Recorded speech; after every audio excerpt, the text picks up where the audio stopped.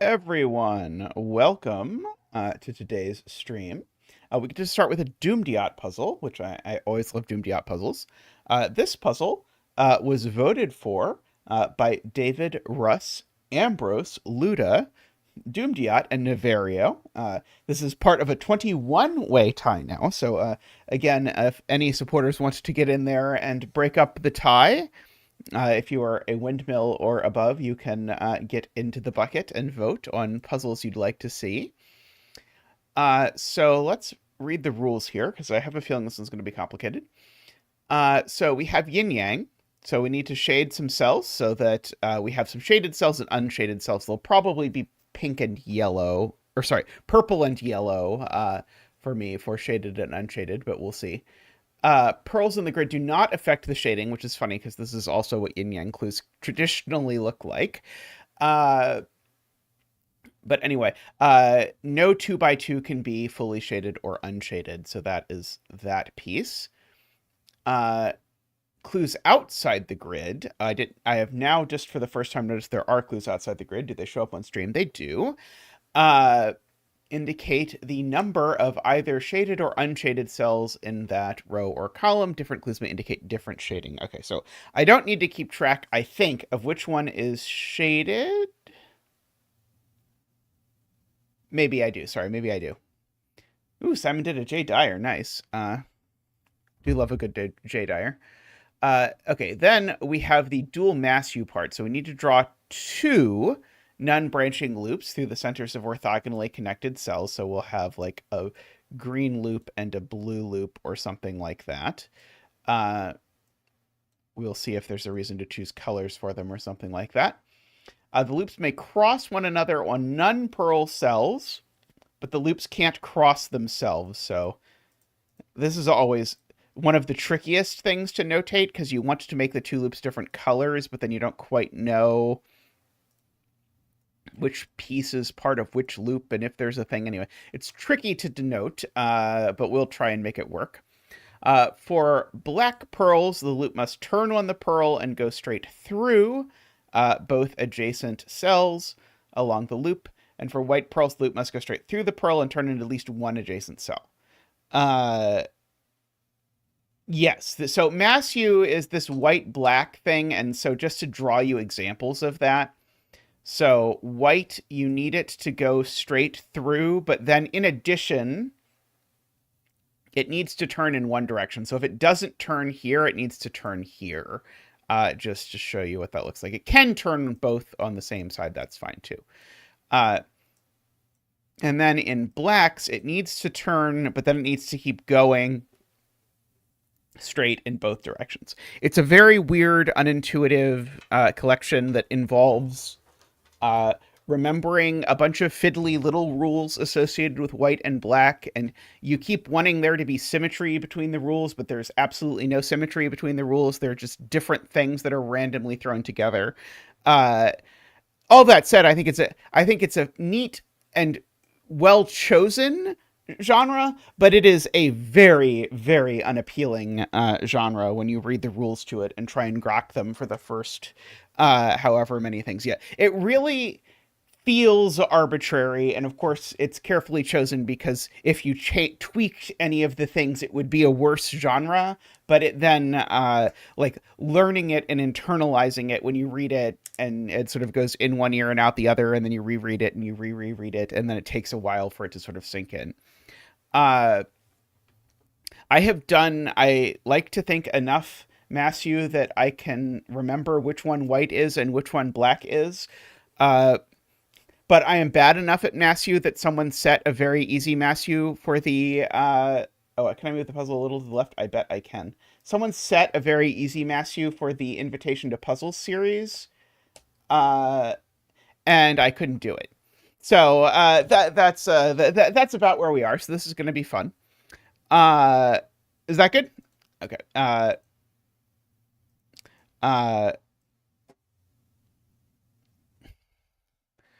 And then, oh no, a gap that changed the rules for what the beads are. Oh, that's horrible.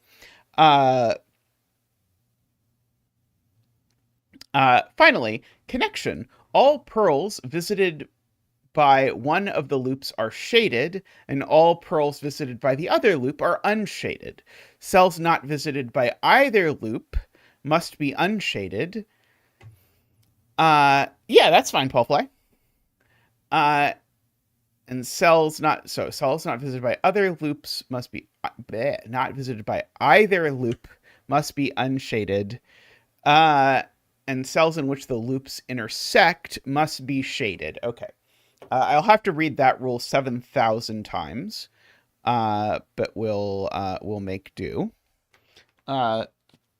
So yeah, and I guess I probably want to do shaded and unshaded, probably.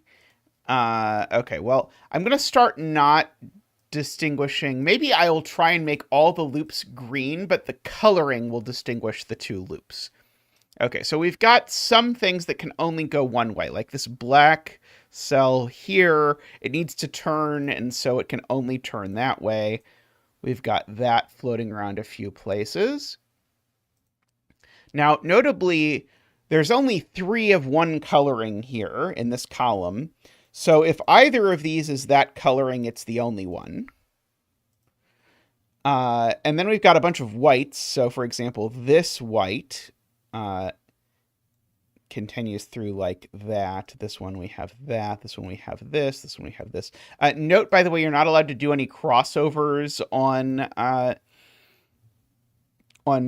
cells with beads. So this really is one loop. Yeah, I sometimes do that, David. Since in this case the background is colored, I'm hoping maybe I can do that, but it is tricky.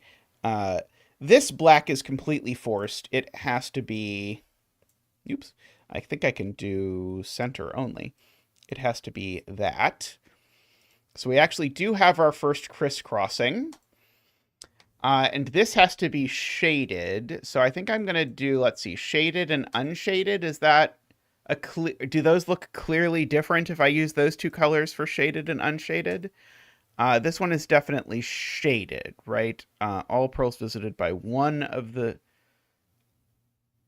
sorry, too similar. Okay, how about that and that? Or do we prefer like yellow? Yellow's probably good. Okay, yellow will be my shaded. Okay, so we'll do yellow there because this is shaded. So that one is at the intersection. Okay. All right. And so either those are both yellow or all of these are yellow, I think is the way that works. Right.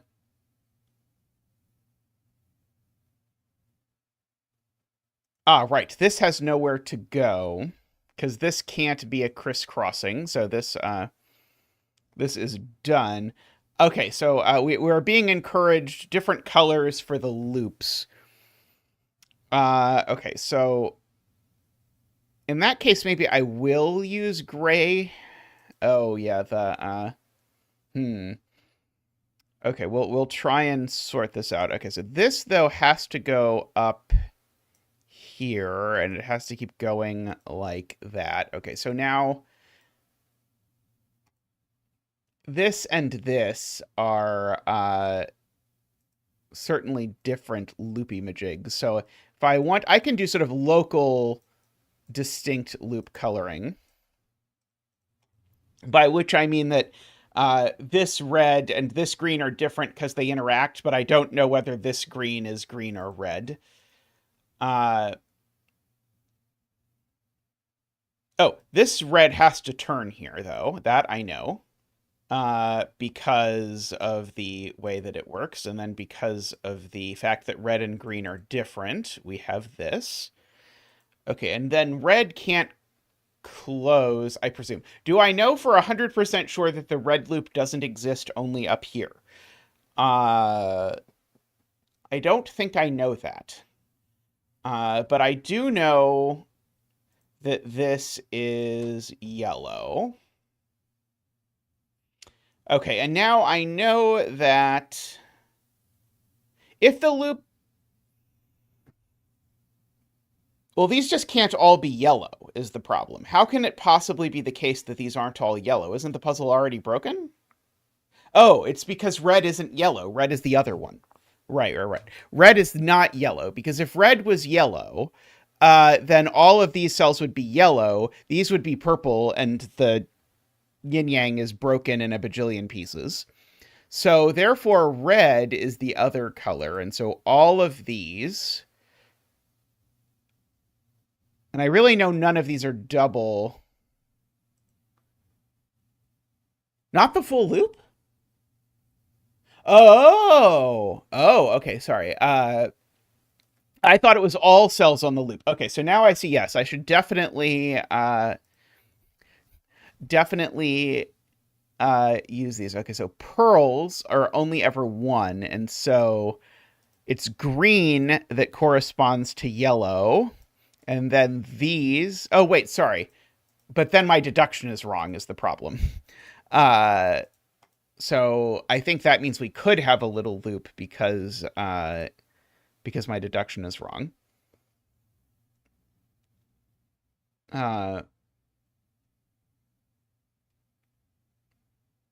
Okay, so then Paul Fly points out that over here, if we fill in these two black cells, we know that they both sort of extend, and so that means there's a crisscross, which means that red gets out eventually. So red can't close. Row 4, column 3 has column labels. Amazing. Okay, so we get that piece. Okay.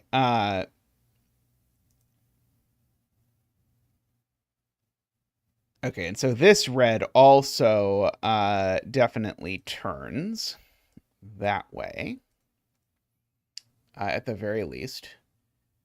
Okay, right. And this 3 is saying there's 3 of some color in this column. And so if red is yellow, then that number would be 3 and we'd be done. I'd be very careful. We do know this cell's yellow, by the way. How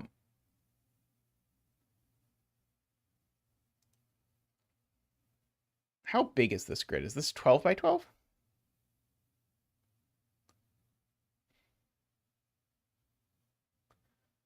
Everything is colored, but we have no information about the colors of anything other than pearls, intersections, and non-loop cells, I believe, David. So we have to use basically the Yin Yang rules and the outside clues to dictate all the other color businesses. We can think about weird Yin Yang border stuff at some point if we want to talk about Yin Yang border stuff.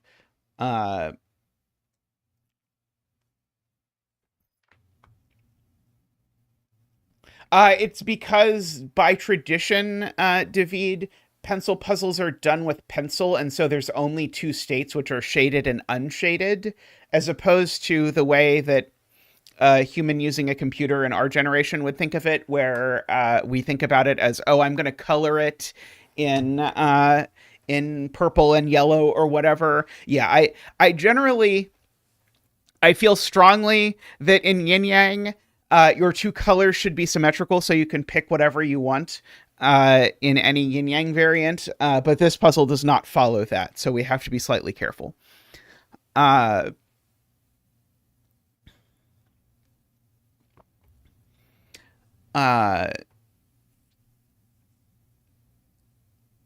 see. These all probably go the same way. Yeah, shaded is one of the colors, is exactly the kind of phrase that I prefer to keep out of my... In fact, just across all pencil puzzles, I prefer to avoid distinguishing shaded and unshaded. Didn't we fill in the white dot in row 1? Oh, right. It can't go down is the point. I see. Yes. So, right. If this went down, it would break the black dot rule. So this one extends, and so this one doesn't extend, and you're not allowed to cross, remember, on the things. So therefore, this doesn't go that way, so it goes that way. Thank you, Isabella. That was hugely helpful. Okay, and so now, can this go up or down? Here's where it was maybe worth giving this a blue and this an orange, just to remind me of these things. That these are, some of these are the same and some of them are different, but who knows? Same goes for this white pearl, which is that it can't turn into there, so it has to extend up and become blue. And then the blue goes this way.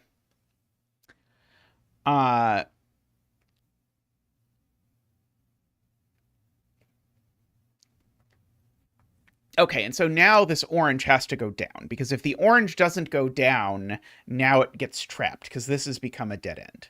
And so the orange goes down, and we have our first unvisited cell, which is this cell, and so that cell on the border we now know is unshaded, in quotes, or is this gentle blue color. And this is also yellow, and these are a yellow, not yellow pair. Okay. And these two we know are the same color. We just don't know which color. These two are the same color. So like the secret to Yin Yang, or one of the secret rules to Yin Yang, is that there's only one connected piece of unshaded and one connected piece of shaded around the border. And so once you can sort of color a handful of cells around the border, you can fix a whole bunch of stuff. Oh, interesting. Okay. I was going to say this cell can't be visited by the loop, right? Because if this cell is visited by the loop closes in a way that is inappropriate. And I thought that was going to be the same cell Paulfly was talking about, but it's not. Paulfly is saying this cell can't be visited by the loop, because if it was, it wouldn't be.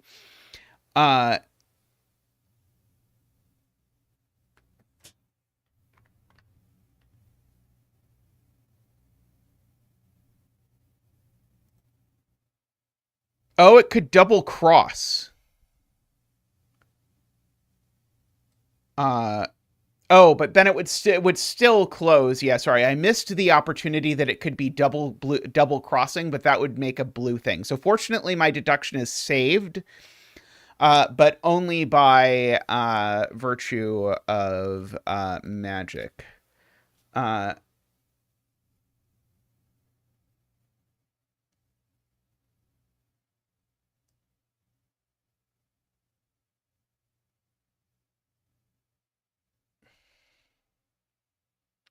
It's because we had this intersection.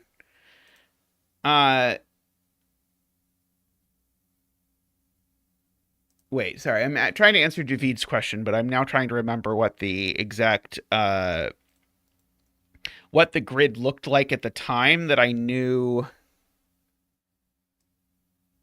It was because of this having been pushed this way by that deduction. That's what separated the colors, was this sort of white cell pushing the line over here. Likewise, this blue cell pushing this over here. So we definitely have.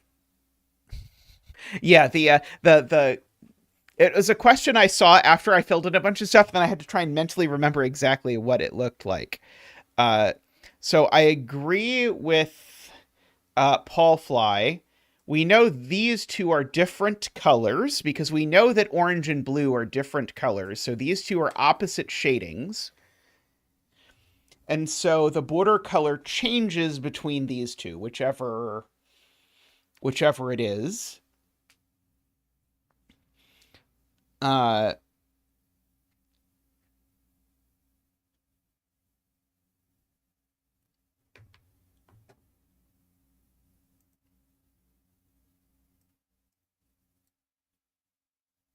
There's a cute spot from Ilm.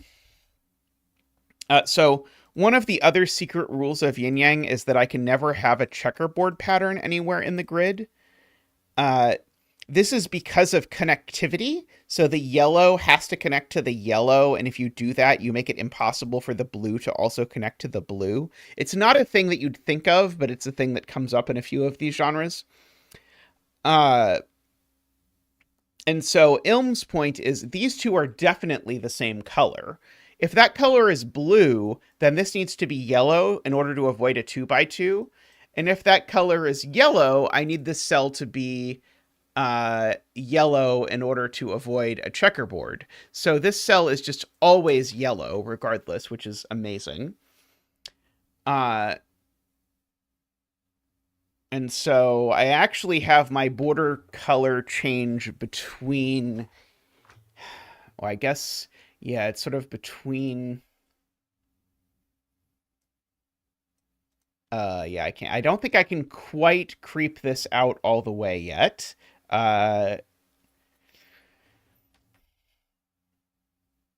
like maybe all of this.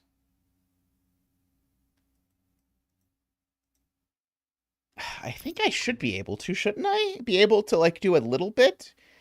Because I know there's a change. Right. This can't be yellow anymore. Oh, maybe it could actually. Sorry, this might be able to be yellow. Of course, if this is yellow, it means that the blue corner is very small. Oh, I probably should just continue with the orange, right? Because I know the orange doesn't continue here, because that would close the loop.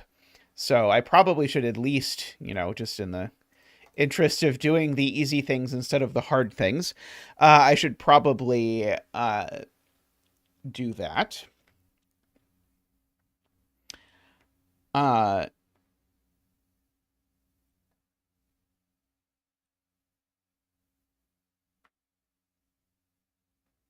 Let's see.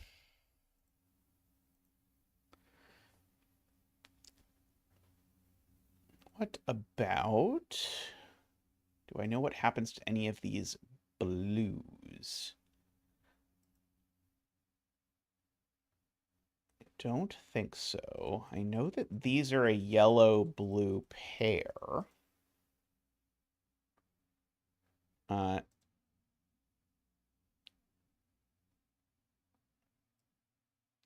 Breaks the white pearl. Right. This is that weird Masyu construction that I always fail to scan. If this goes down, then by the white pearl, it has to keep going down like that. And now this white is broken because it doesn't turn in either the spot before or the spot after it. So it can't go down, which means that this pearl goes horizontally.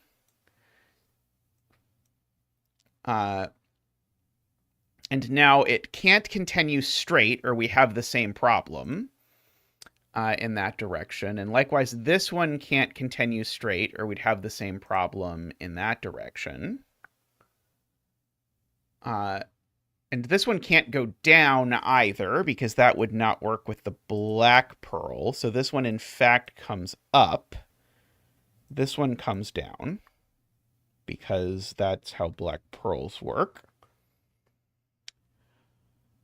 Oh, I never actually said blue turns down here. Oh, sorry, I guess that's new. But now blue has to turn down here. Because, again, it's not allowed to enter that space.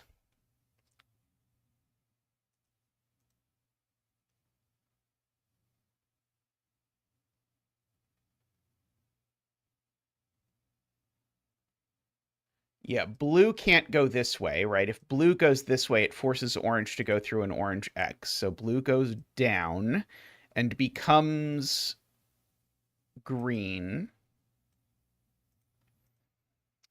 Right.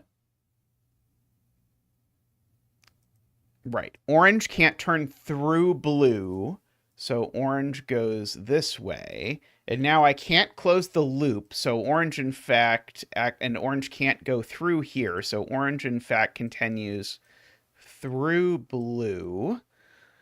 And now that happens again, is that orange turns through blue.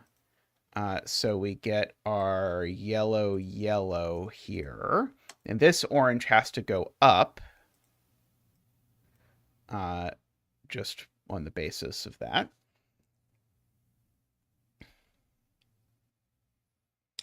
Okay, Ilm says...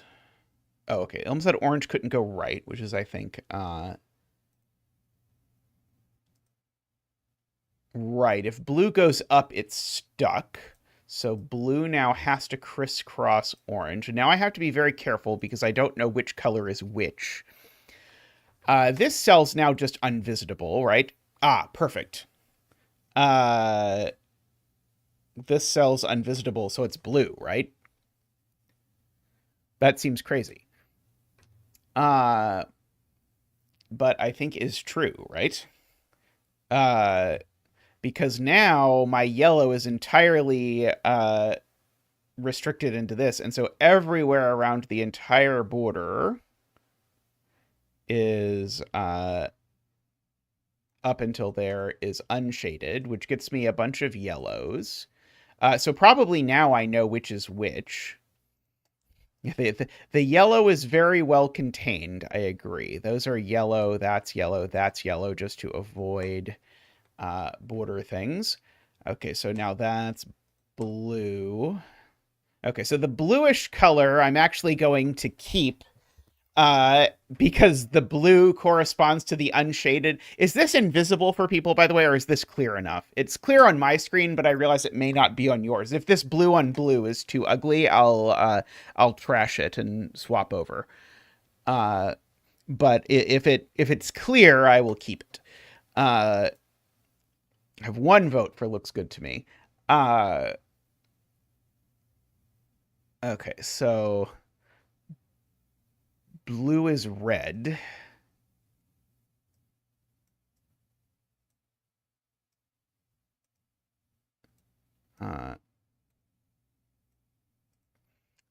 And green is orange, or orange is green. I guess orange on yellow also sort of works in terms of ways it works out to keep track, so we'll actually do that. Okay, and so now I have to keep in mind all the pearls I now have to color, so hopefully I've made this relatively painless on myself. So that one's blue, that one's yellow, that one is, in fact, these two are both yellow.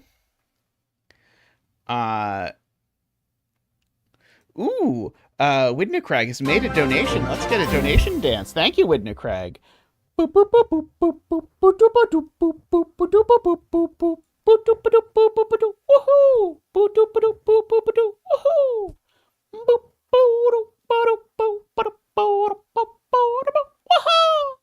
Huge thank you, Widnacrag. Greatly appreciate the generosity. Thank you.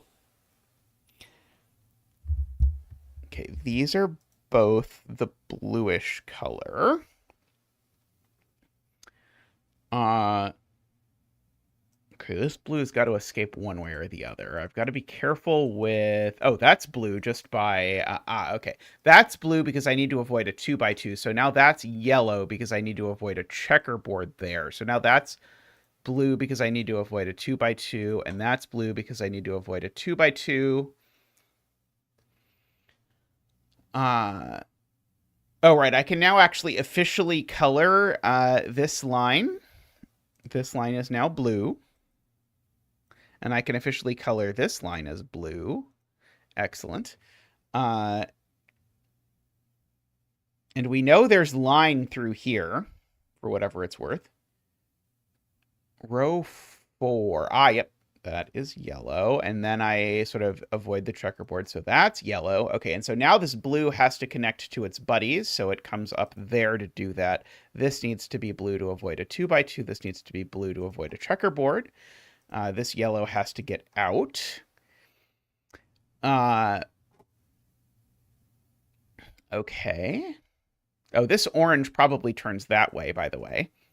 because it's going to be a disaster if it doesn't. Okay, well, neither of these can go straight because it would be two colors that are actually the same color merging. So this blue has to turn this way. This orange, okay, so that actually fixes that. This orange now has to come around that way, and now the orange has to come that way. And so we've got all of that.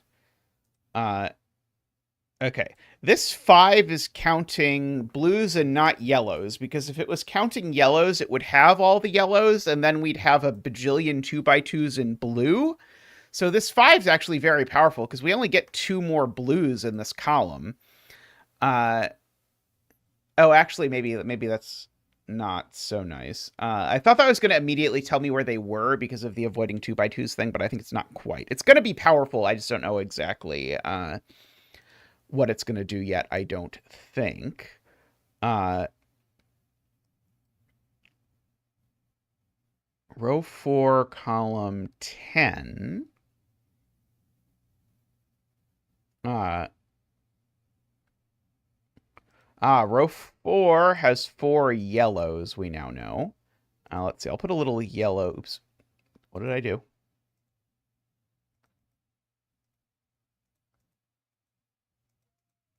Okay, we'll do that. Okay, I don't think I screwed anything up. Okay, I'm going to put a little yellow X, because this is definitely counting yellows. We'll put a little blue X, because this is definitely counting blues.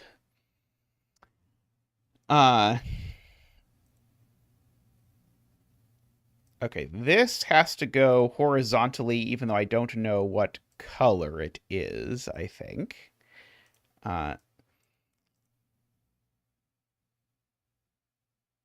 The 6s count both colors. That's true. I can put a black on the 6s.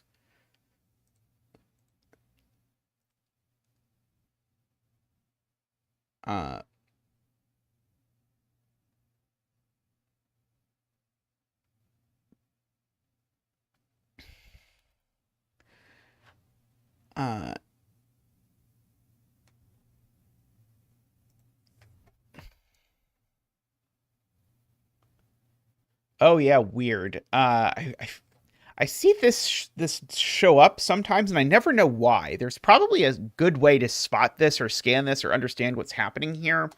But Paul Fly's point here is if this is yellow, it makes this blue to avoid a 2x2. And if this is blue, it makes this blue to avoid a checkerboard. So this cell's just always blue.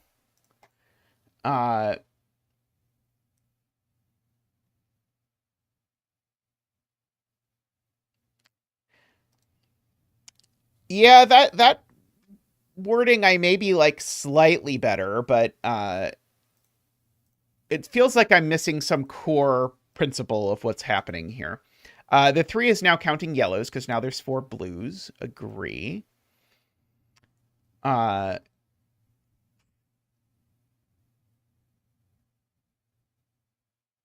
it's a weird thing, barring some statement about parody or whatnot that I am missing. Let's see. Well, I appreciate that we've at least gotten a lot of, we've broken into the puzzle now, although, funnily enough, we're now in this weird spot where now we have access to basically every clue, and so now scanning has gotten much harder because we've gotten more information, which is a kind of funny place to be in.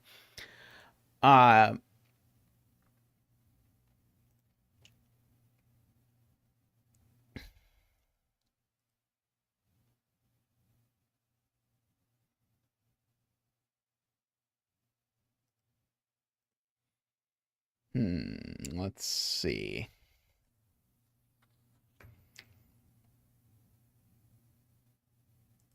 Trying to see if I can disentangle anything about loop stuff. But then I have to keep reminding myself exactly what the rules of that are. Like this yellow, I feel like should be telling me something, like, because I know it's visited by a loop, but I don't think I know anything about it. Oh, that's not row 5. Row 5, column 4. Okay, let's see. So Paul Fly believes this can't go up. Because if it goes up, it becomes blue. Is then the problem I can't get this orange out? I think the problem is then I can't get the orange out.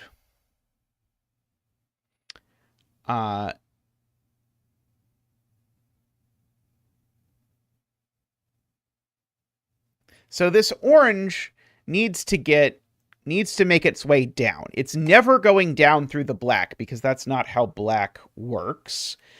So it's either going down through the white or down here. It's never crossing blue, I guess, in other words, to get down.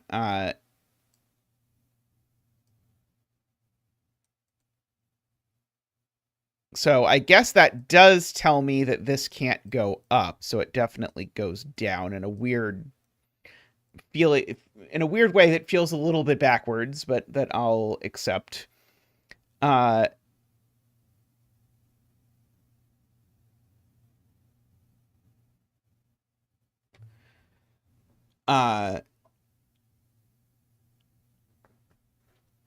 I see. So Paul Fly's way of seeing it was actually much nicer, which was that this blue gets cut off. If you imagine that this is blue and goes this way, and now this blue can't get out, that's a little bit easier.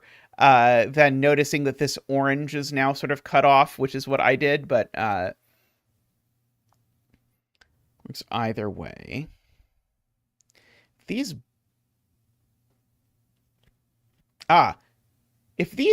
Oh, sorry. I think this cell just can't be blue.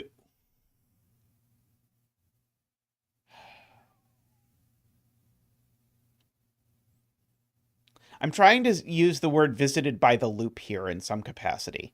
Okay, this green just, we know nothing crosses into here. So this is a corner, if it's anything.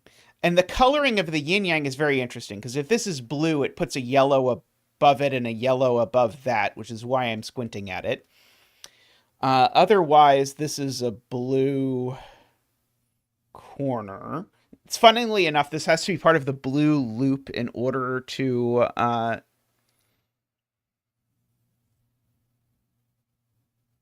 work, but who knows?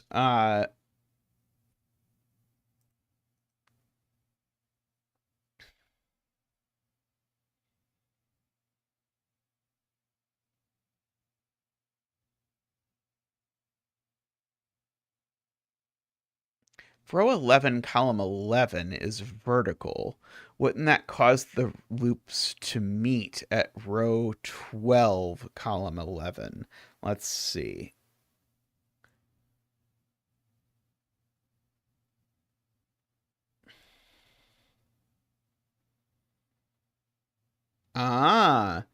Yeah, so if that's a crazy spot from Garion. If this is vertical, it forces all of this, but now the blue comes around here, and now we've broken the rules. So this is not vertical, it's horizontal. And we know it doesn't go that way. And we do know it's orange. And so this blue now and the orange actually are pretty forced in terms of what they have to do next. Like that. This one can't come up or it will cause that problem. So this orange comes up here, which now makes this... Oh, I don't know if the blue goes up or if the blue causes a crisscross. This is empty, so it's blue, right? There's no way any loop... Actually, sorry. Orange could visit here as long as it crisscrosses here. Oh, right. This is blue. Sorry, I could do the coloring much more easily than I was doing it. This is yellow to avoid a 2x2. So it is visited. So it is visited. And that means that we have to get our crisscross. I don't know why I started doing a pink loop. This has to be this getting crisscross, so that's yellow.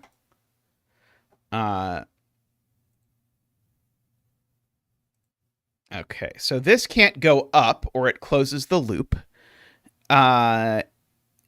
If it does, and that would be bad. So it instead keeps going through this orange, which gets us a yellow over here. I'm being told I should count. This is 1, 2, 3, 4. I need one more blue, so that's 5 blues. Uh-oh, did I screw something up?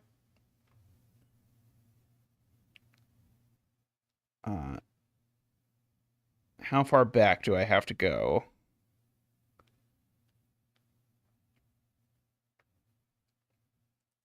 Like back to like here?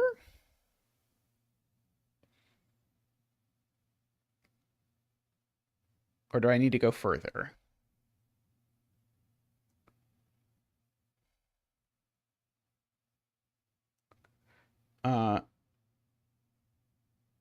This orange?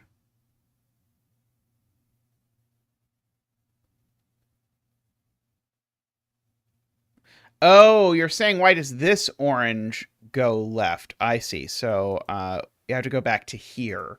So right. So you're saying I can do that, but I can't go further. But I can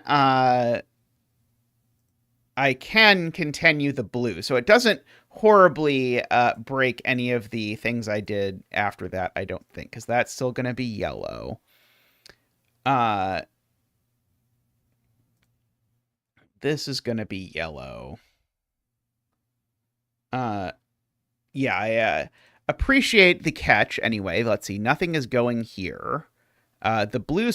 Oh, I guess the blue could... No, the blue can't turn this way. Because if it does, it's going to have to cross orange at a place it can't. So in fact, this is going to be blue, which is going to make this green line blue. It's going to make that blue, which is going to make both of these yellow. Oh, there was still a point about counting to 5 that makes that blue.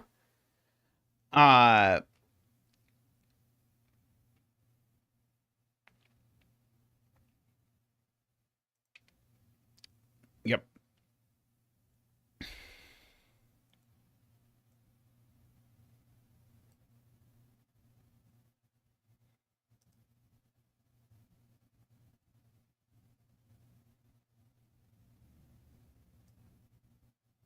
Yeah, but do I know how the yellow shading escapes?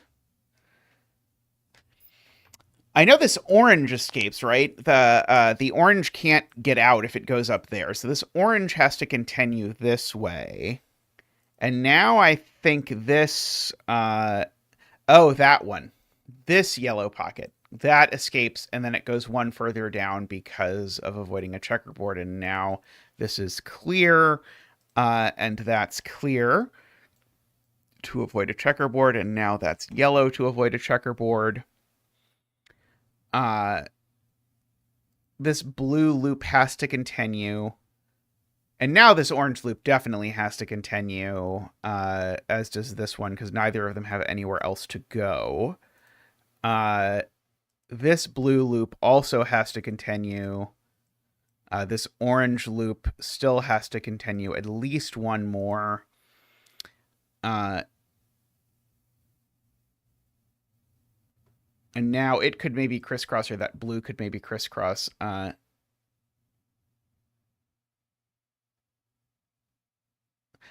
this needs to turn, in fact, actually, right. The blue line here, Paul Fly has remembered the rules of the puzzle. It has to turn, so it has to turn down, forcing this intersection like that, which forces this intersection like that, which indeed transmogrifies this to blue and makes it extend that way. So we can fill in that clear. We can fill in these two yellows. That's a clear to avoid a checkerboard. That's a clear to avoid a checkerboard. Yellow to avoid a 2x2. Oops. Oops. Yellow to avoid a 2x2.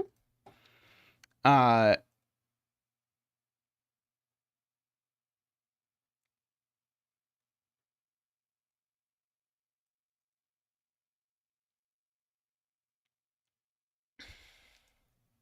so only a handful more yellows. 1, 2, 3, 4, 5, 6, 7, 8. Oh, okay. We got that one.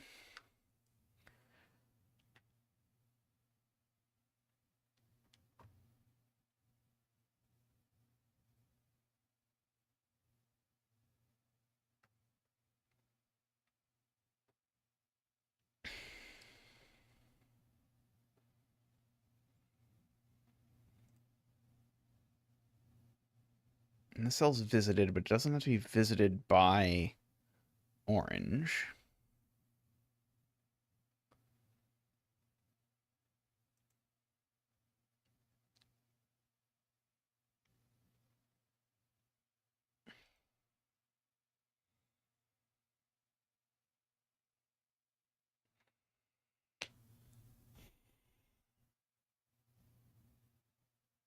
Isabella says if this is blue, the right segment is trapped. You mean this segment?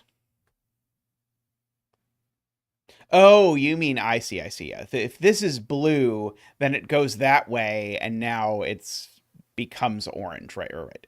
Yes, agree. Uh,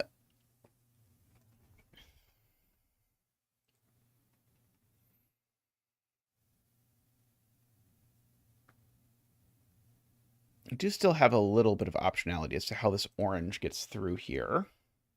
Ah, right. So this circle is yellow. Thank you. Uh, by the end of the puzzle, I will remember the rules of the puzzle. Uh, possibly. I don't promise that. Uh,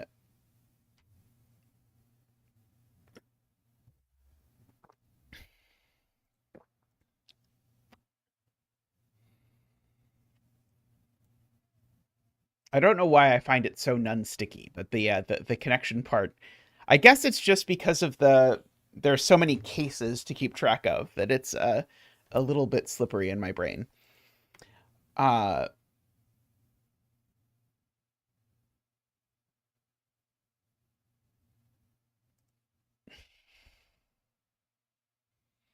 yeah, this certainly can't be blue now, because if it's blue, it's definitely vertical, and that leaves 3 blue loop ends up here. That doesn't work.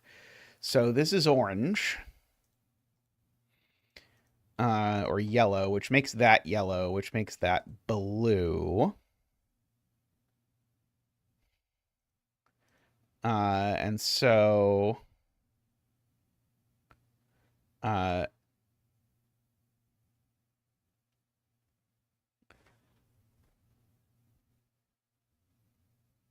oh, we have a yellow 2x2 to avoid. I have a yellow 2x2 to avoid. Uh,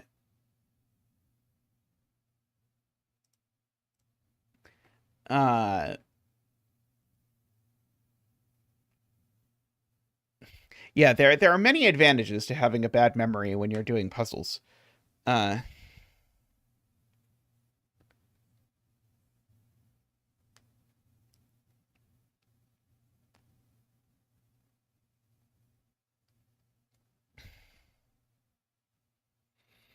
if the blues connect, I think now I'm going to force 2 blues here, but I'm not 100% sure.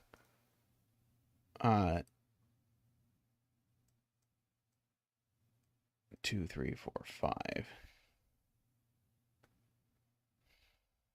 Yeah, up doesn't work for this piece of loop. Ah, right. It can't go left because then that would be yellow. Very good. Using the rule the other way. Very good. Right. It can't cross on a blue cell, so this has to go down. Very good. Okay, and it still can't cross on a blue cell. That's just never a crossing. So this has to keep going down. And now this yellow here has to go down. or orange or whatever has to go down and keep going down. Making that yellow. Making that blue.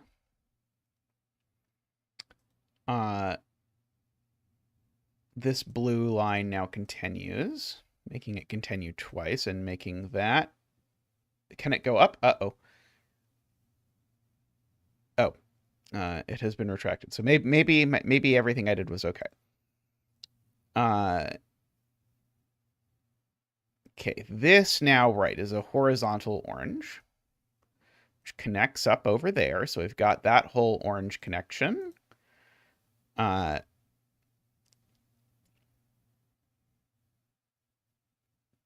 Is this unvisitable? Yeah, this is now unvisitable, so it's blue, which makes that yellow.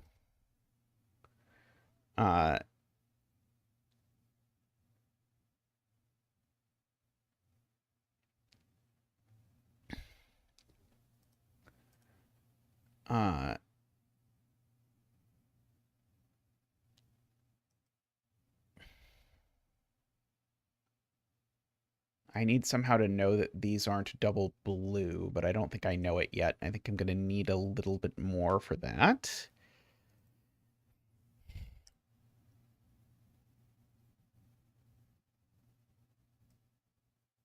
Well, this just never extends right anymore. So whatever this is, we know it extends left.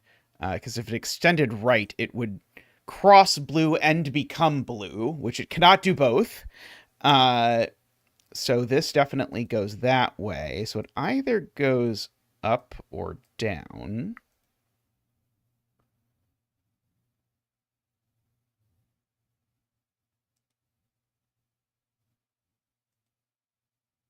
Doesn't go down by... Oh, sorry. This one doesn't go down by white circle. Right.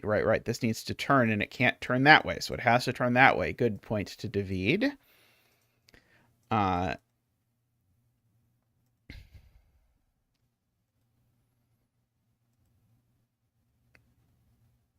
So this is orange no matter what, right? If this connects up, it's definitely orange, and if it connects down, it's definitely orange. Oh, no, sorry. It could be blue if this orange comes and crosses it there.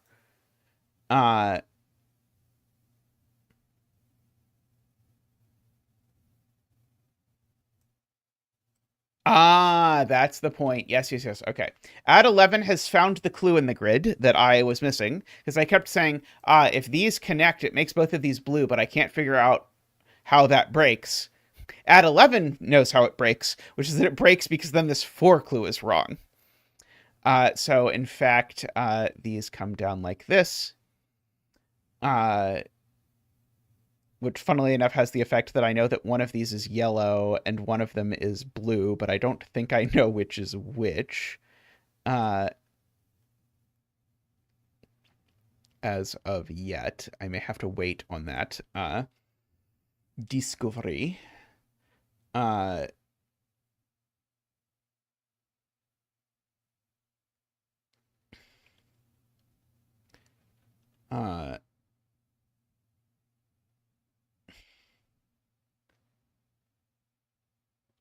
Let's see.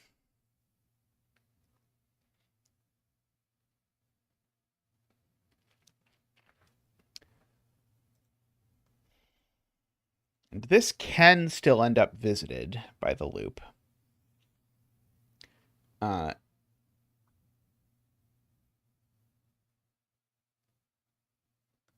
Yeah, that's my guess as to what's going to happen.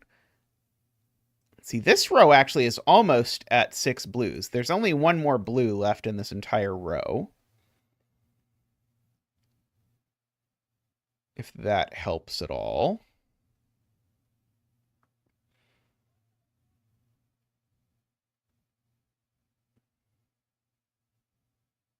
I don't think it helps at all.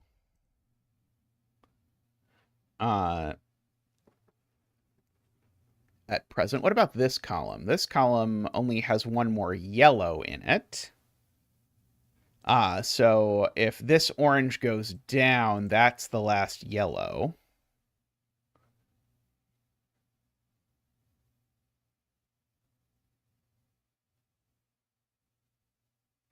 Is that broken because of something to do with something.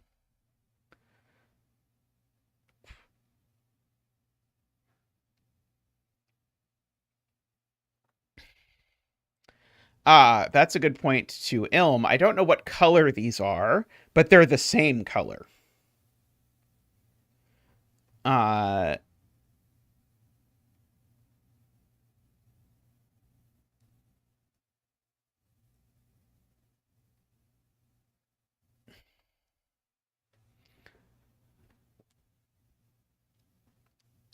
uh, does it put too many yellows in column 3 if I make this yellow? Is that the problem? Uh, I see that it gets me to 3 yellows in column 3 if I make these yellow. Oh, no, it gets me to 4. Right, it gets me to 4. Right, right. Okay, yeah, so sorry, I was not counting this one. Yeah, so if this cell is yellow, then... Wait, does it? Uh,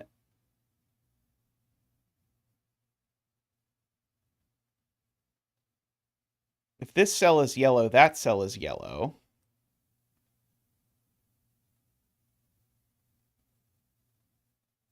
But that's only 3 yellows in the column.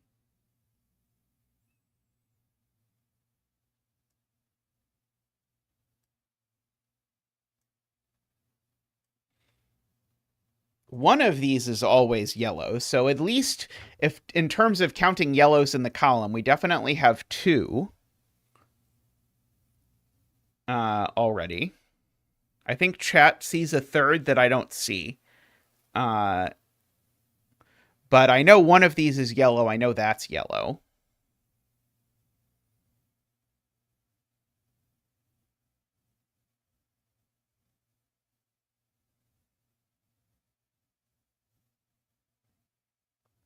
I'm not sure. Maybe chat is retracting. I'm not sure.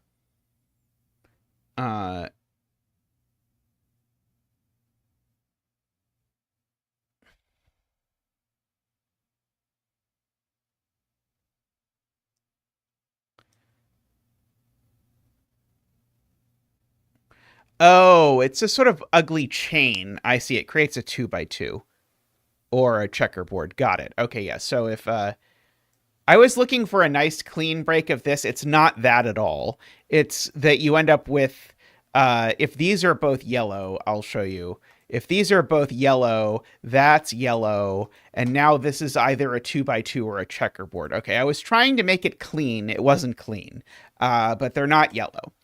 So that is yellow. And that's yellow. Not to say, of course, that that was the way you had to do it. There may very well be a different way to think about it or look at it or whatever, but that was kind of messy. This has been a really cool puzzle.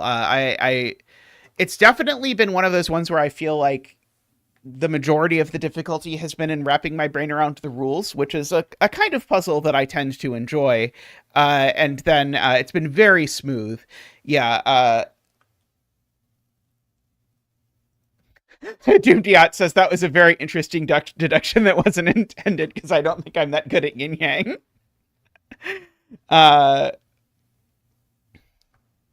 Yes, there we go. There's a yellow there to avoid a 2x2. The clue in row 7 finishes the coloring, right? We've got all of those, so now that's blue. I thought for sure that was going to be yellow.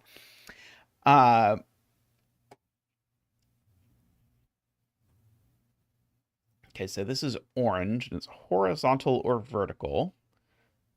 I realize fully those are the options. This yellow buckle over here. Yeah, an ugly deduction not being intended is a perfectly acceptable thing. Let's see. Yeah, this one comes out over here.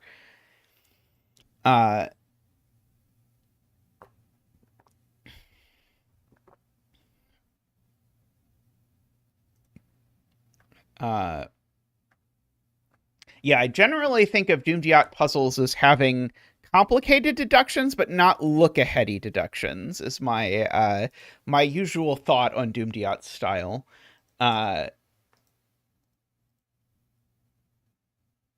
7, column 4.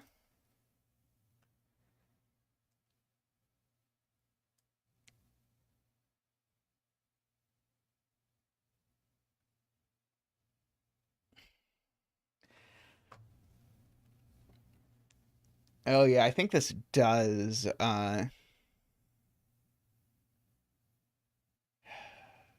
does it? Yeah, I think you have to think one step further than I'm super comfortable with, but I think I agree with Paul Fly. If orange does go left here, then I can't let blue go left here, or I end up... Actually, maybe blue could do that, and then orange could go around here. I think it ultimately ends up breaking this black pearl, but I think there's probably a more straightforward way to do this. Uh, uh, the perhaps the 3 clue in column 3 is a good way to do it. Uh,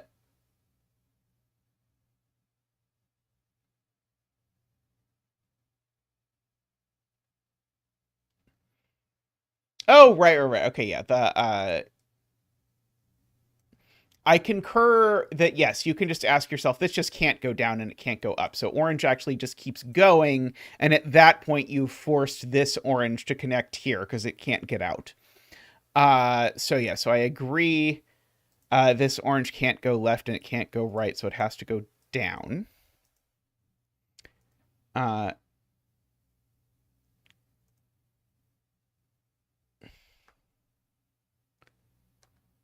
uh,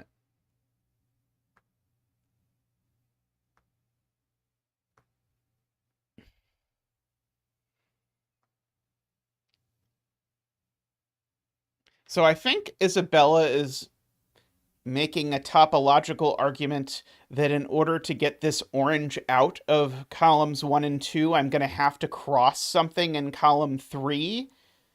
And that's going to require a yellow cell on which to make that crossing. And if I make this cell yellow, I'm not going to have that yellow cell.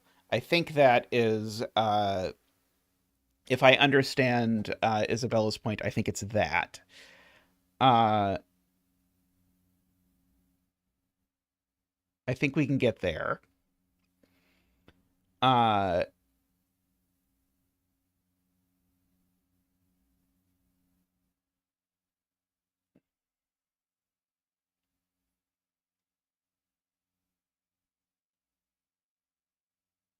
but I'm not quite there in my brain yet. Uh,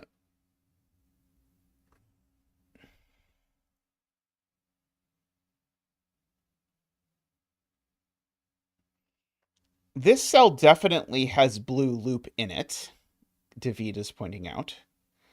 Uh,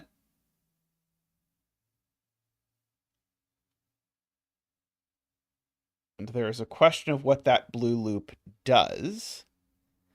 Because it needs to have loop in it of some sort. And the loop definitely doesn't do that, because that would break the black pearl. So the blue loop that is here always connects up like that, at the very least, by the 2 out of 3 type rule. And if the blue comes across here, I break orange's ability to get out at all. So that means that the blue actually has to go down further, because, again, if the blue comes this way, the only way I'm getting orange out is to cross blue, but there's no spot to do that because you can't do it on a pearl. So this becomes blue, which makes that blue. This yellow needs to escape. It needs to keep escaping.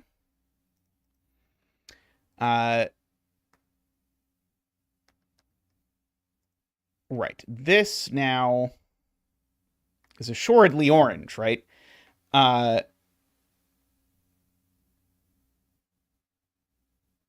Oh, it's literally orange by the rules. Literally by the rules, it is orange. And it can't go crisscrossing this because it would land in the middle, so it's vertical. Uh, so we've got that. We know it turns on one side or the other. Oh, if the blue goes right, it closes the loop. The loop is gigantic, but or alternatively, it breaks the coloring rule of crossings. But I like the other one better. Uh, but yes, it does do that. You're right. So it has to go left. So this orange continues, which means it doesn't continue up. It has to bounce, which makes this bounce like that. Blue can't go up. It has to go down. Uh, this is yellow to avoid a 2x2 over here. Okay.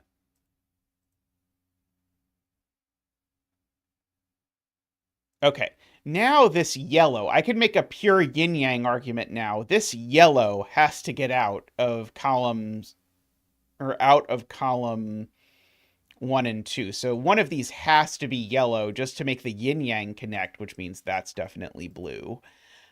Which is, I think, what Isabella was telling me before. So we can at least connect some yellow back over there.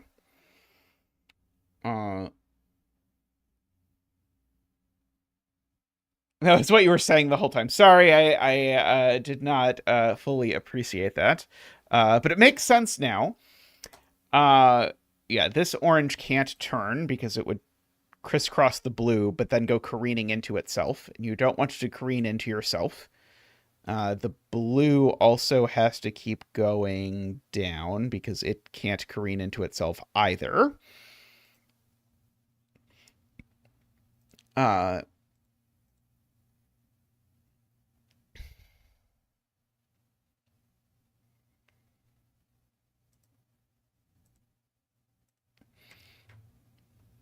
This goes up, it's orange. It goes down, who knows what it is. So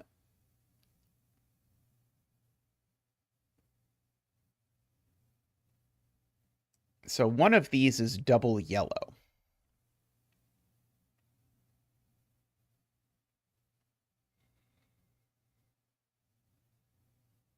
So this is always yellow, is something I am prepared to argue. Because if this is blue, this is the last yellow in the column, and then the yellow gets trapped. So this is always yellow, is a very, very, very minor deduction that I'm willing to make. Right.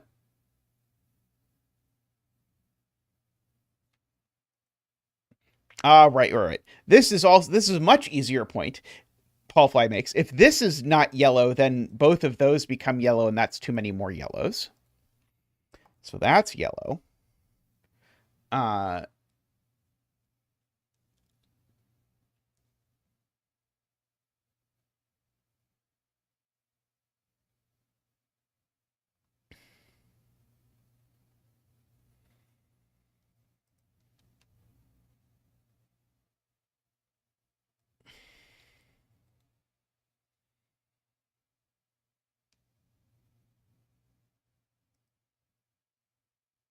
Yeah, this also has to be yellow by my argument, Paul Fly points out. Because if this is blue, it makes that yellow, but now it's the last yellow and the yellows don't get out.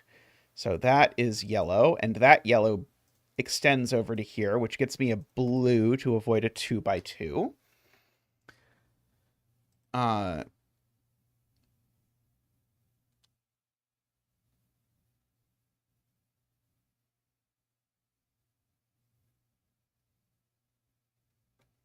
Row 9, column 2.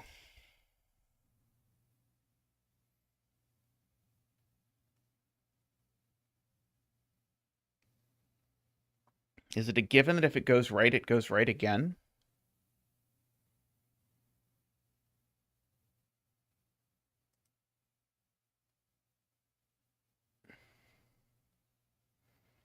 Several people say yes. Right, because where else is it going to go? Right, it's not going to turn into blue. Right, so yeah, so if it goes right, it goes right again, and then it's closed, and that's not good. So we have to carefully allow it to go one further down. Uh,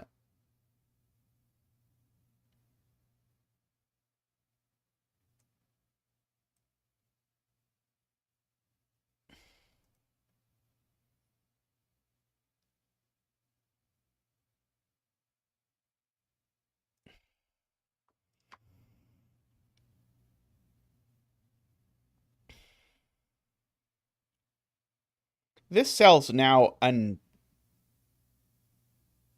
unvisitable. Oh no, it could be visited by blue,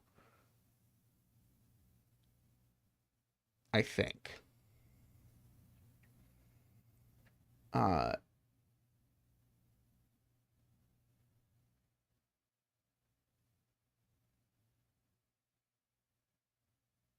yeah, that seems okay. I do have a 6 clue down here I should probably look at every now and then. I've got 4 blues. And I know there's at least a 5th blue in those 2 cells.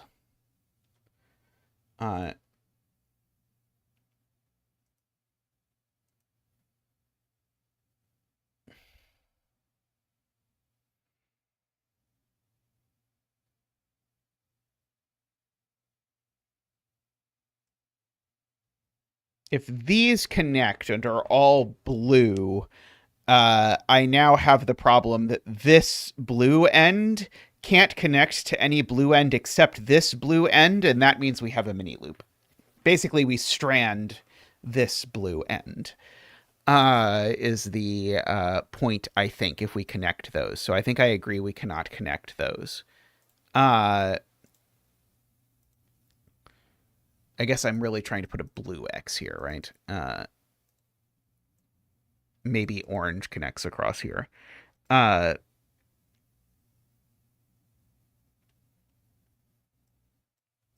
was wondering if that's what I was saying, but then I wasn't sure if that's what I was saying.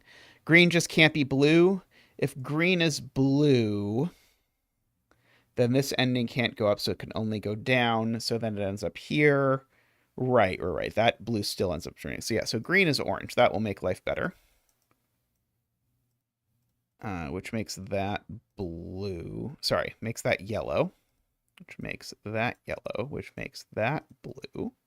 Which makes that blue. Makes that yellow. Makes that blue. Makes those 2 yellow.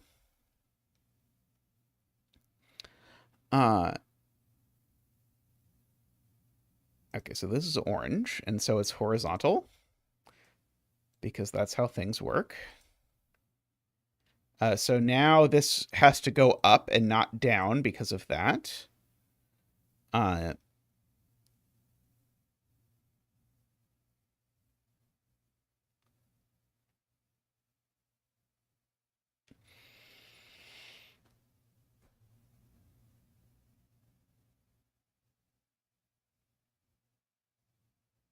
going to get rid of this blue X now. Right. This orange now can't go straight either. So now this is a true X because this is not a yellow cell, so they can't cross here. And so this orange connects either up or down. It sure does. Oh, there's an outside clue in this row. That sounds helpful. Yeah, this is yellow. In order to make that true. So that's blue. So now that's blue as well. So we got all of that.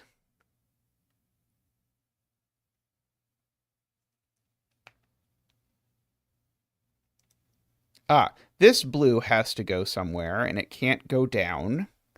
So it can only go left. That is the thing to look at, which forces these through each other. Yeah,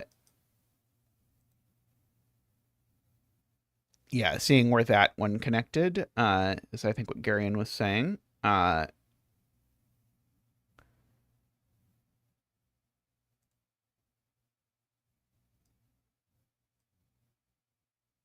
Right. If it continues, then this is stranded forever. So we can't do that. And so now this is not...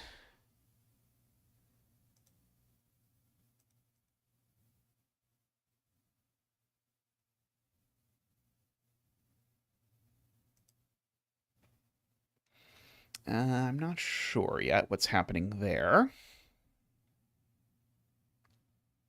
Oh, the blue loop is basically done, right? So yeah, now the blue loop can't, down at this bottom, can't go this way because it can't connect. It has nowhere it can connect. So now the blue loop comes over here and there. Okay, and so now the orange definitely needs to consume the yellow crossing the blue, and it can only do that here. So we get that, which gets me my third yellow in that column. The blue over here. Oops. Now these blues have to connect to each other.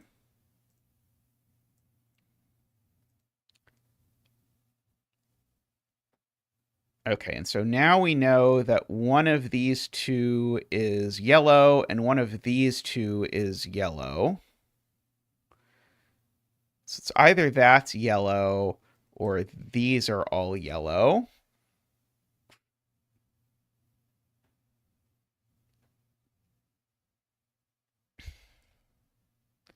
I think is the point. I don't see how we're ever disambiguating. Right. No, this has to be visited. So, aren't there two ways to visit that though?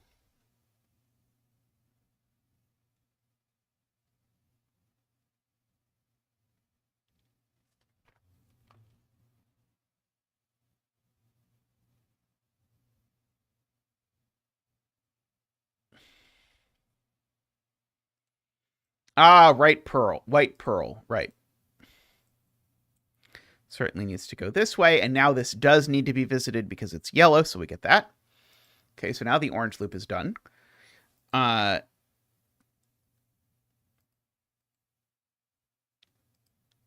yeah, so if this is yellow, it makes both of those blue, makes that blue, and now that is connected. No, that's not connected. Right, because we've got this, yeah, I wasn't noticing this giant string of blue we have creeping across the grid. So yeah, so if we do make this yellow, then we put three blues in and we actually complete that into a wave of disconnecting blues all the way across. So we can't do that. So that's not yellow, it's blue. Which means all three of these are yellow, and that is blue. And I think that is the puzzle. Very lovely, very lovely. I like that rule set and connection idea a lot. That is a very fun sort of overlap there. Much enjoyed. All right, well, I'm going to take a quick stretch, and then I'll be back for more puzzles. So see you all in just a moment.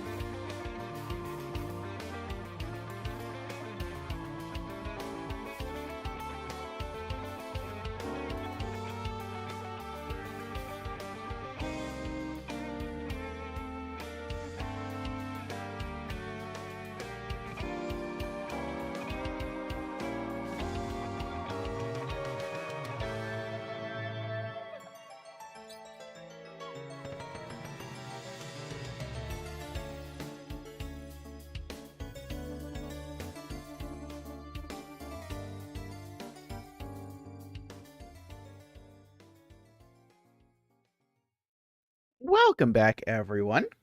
It is with some trepidation that I go ahead to do the next of the puzzles from my own catalog. So this is, let me give you a date of when this was published. This was published January 14th, 2022. This might rank highly on my list of least favorite of puzzles that I have created, but I'll talk you through the process that I arrived at to get to here in order to create this monstrosity, and then we'll attempt to solve it.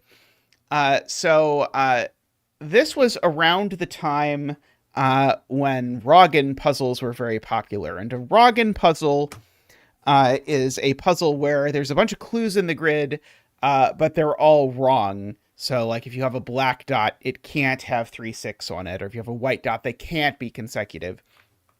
And the way that people started making those was to have, like, lines in the grid and say, like, these lines can't be any of these things. Or have an outside clue and say, these can't be any of these things. And so I sort of took that as a sort of inspiration of like, okay, I'm going to set something that sort of is like that, but I'm just going to have lines and I'm just going to make the lines not be anything and spell out what they are. So these lines are all nothing. And so the list of nothing we'll go over in a second, but basically every line in the grid is nothing. And the reason partially why this is appealing to people setting Roggen puzzles is that the natural thing to have happen when you go to set such a puzzle is that the clue density is enormously high. There are just clues all over the place, and there's nothing you can really do to avoid that because you've got to, if you're providing only negative information, well, then you've got to work pretty hard to make that happen. I don't think this really got over that if you look at the density here. So you'll notice I've used color here only to distinguish that the lines are different. You'll also notice that I never used any lines of length greater than 3 because it turned out that using one of these lines of length greater than 3 was never particularly useful. Yes, so this has negative infinity lines. Okay, so what can these lines not be? They cannot be a Renbon, so they can't be 3 consecutive digits in any order. They can't be a Nabner either. So they can't have no pair of consecutive digits. They can't be a valid whisper, so there can't be a difference of at least 5 along the line. They can't be a valid thermo in either direction, so it can't strictly increase or strictly decrease. And it is not possible to make a valid arrow out of the digits. That is, no digit on the line is a sum of the rest of the digits on the line. Okay, so we have to think somewhat carefully. And so the given 3, 6 here is really just so that you can have a moment's peace to ask yourself, what digits can I possibly put here? Apparently my conflict checker is off. Oops. Oh, sorry. Yeah, the squares and circles are just normal squares and circles. So they're squares are even, circles are odd. So this is 2, 4, 6, 8. These are 1, 3, 5, 7, 9. Those ones aren't 3.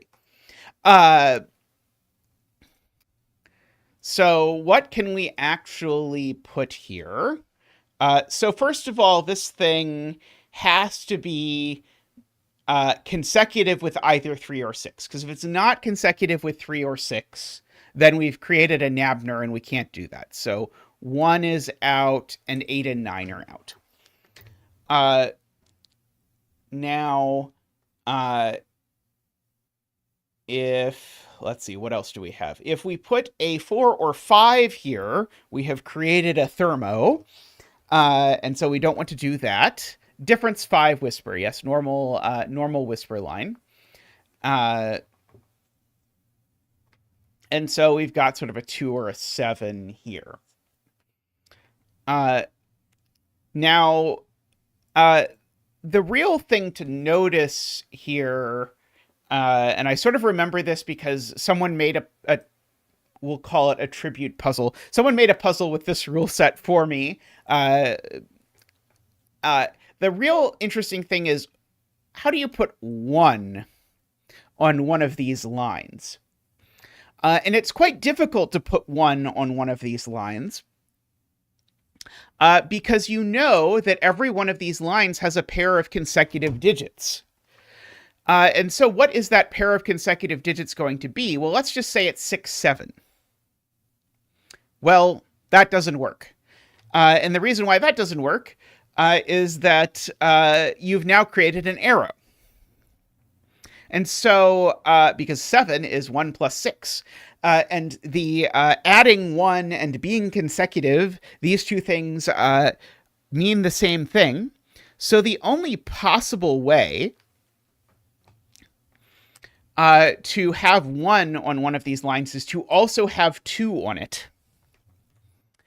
And that is of note to have in mind. And so it's a 1, a 2, and something that is at least 4 in order for it to work. And the reason why this is interesting sort of to think about in this context is that means that in this box, because this box is just painted entirely with these lines, one of these lines has a 1, 2 on it, and one of these lines has a 1, 2 on it.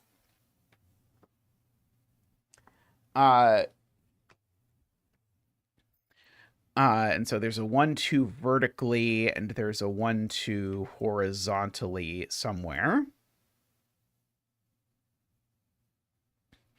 Now, the 2 can never go in the middle of such a line, because if the 2 goes in the middle of such a line, then you have the problem that now it's a thermo. So we have this weirdo thing where we know that the 2's in these boxes live in these spots.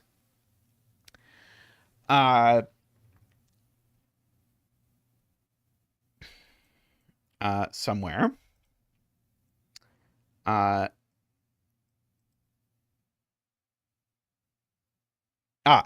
we know... Sorry, we know there's not a 1 or a 2 down here, don't we? Unless there's a 1 and a 2 down here.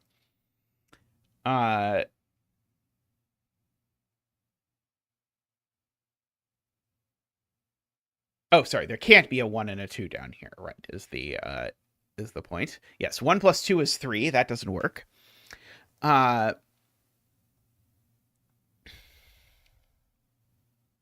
1 needs a 2. Correct. The 1, everywhere there's a 1, there needs to be a 2.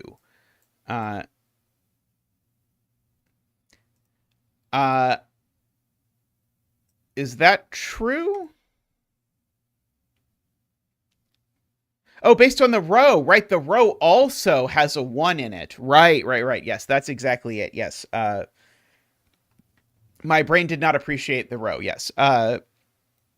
Right. Somewhere in this row, I am obligated to stick a 1, and wherever that 1 is, it needs a 2 by the aforementioned argument. So this is a 7. And so we can bring out Zach for the 7 dance.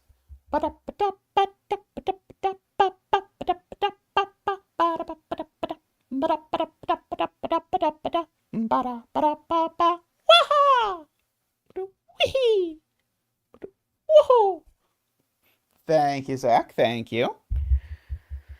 Okay, so yeah, so we've definitely got a 1, 2 somewhere in this row, and it's got to be here, right? Because we've just argued the 2 doesn't go anywhere.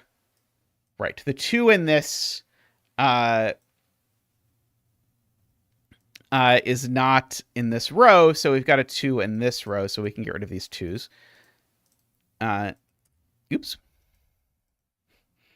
Blast from the past, random betting tree popping up because I misclicked something. Okay. And so therefore there's also a 1 in here. So this isn't a 1 either. This isn't a 1 either. This can't be a 1, because if this were a 1, then we would need a 1 and a 2, or we need the 2 both vertically and horizontally, and you can't have a 2 both vertically and horizontally within a box. And so these are, in fact, a 1-2 pair. And now we can't make this a 9, because that would make it a whisper. Oh, by the way, I can put row and column labels back on. Is the centering... Oh, you can't see the row labels. Let's see. I can come back over here and fix that for you. Slide on down, puzzle. Ha ha ha ha. I can squish that a little bit off the side. There we go. Okay. So if this was a 9, now it would be a valid whisper. Can't do that, so that's a 5. That's a 9. Okay, and so these are a something and a something. I agree. Not 1, 2, 3. They are a 4, 5, 6, 7, 4 and an 8. Like that.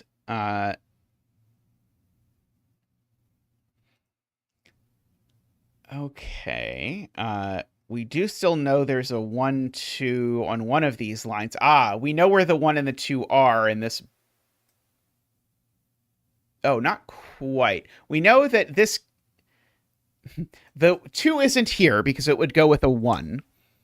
But we can either have the 1, 2, 4, or... yeah, we can have the 1, 2, 4 either here or here is the point. Yeah, it can't be 1, 9, 2. Let's see. I was thinking we were going to get that it had to be over here, but I don't know where it is. It's just not with the 8.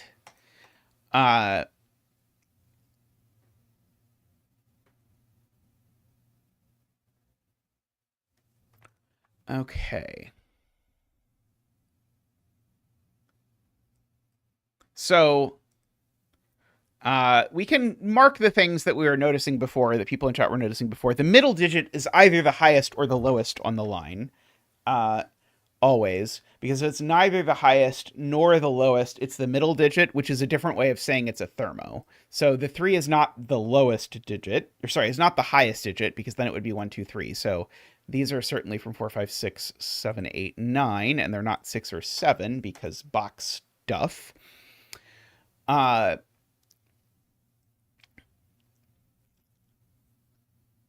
Okay, and so it's either going to be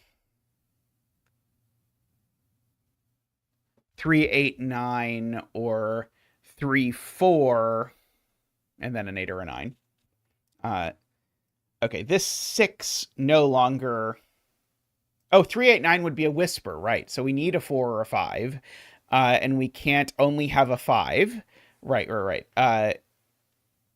Right, very smart. So yeah, so 3, 8, 9 is a whisper.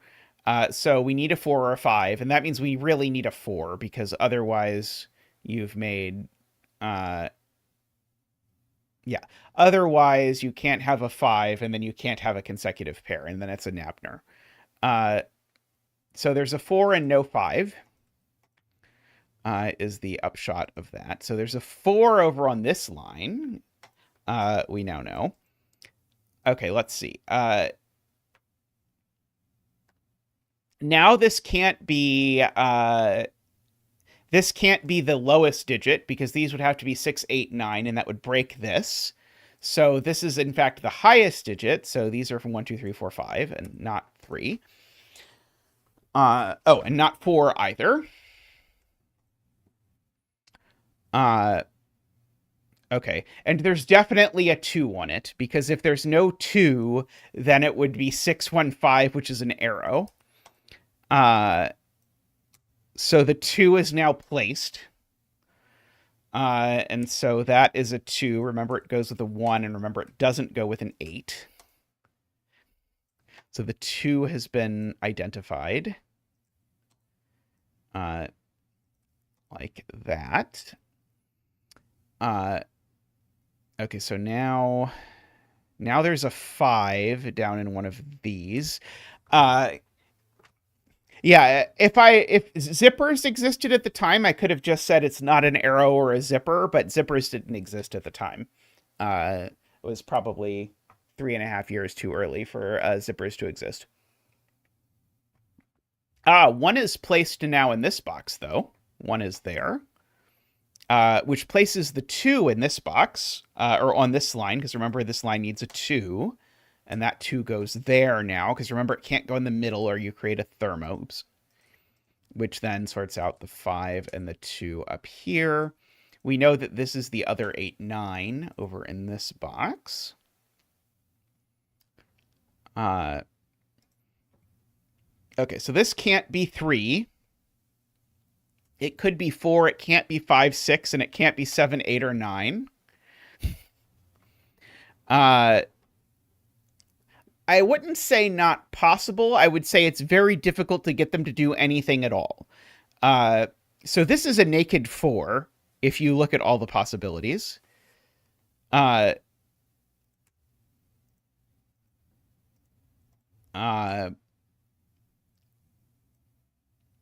Okay, so this is 3, 7, 8, 9 is what's left in the column.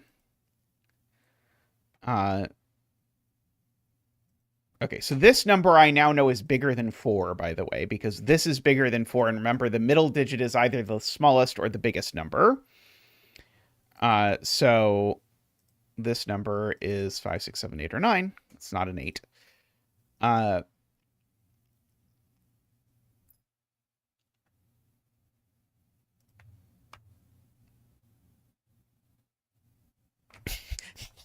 Hey, Gwen, how are you doing? Yeah, they're not my favorite of my creations. I think there's a reason why I have set exactly one antimatter puzzle and have set like a dozen 10-line puzzles. Uh, right, very good. Yeah, the Garion points out, yeah, if this is even, then we definitely have created a Nabner, so it's not a 6, so it's a 5, 7, or 9.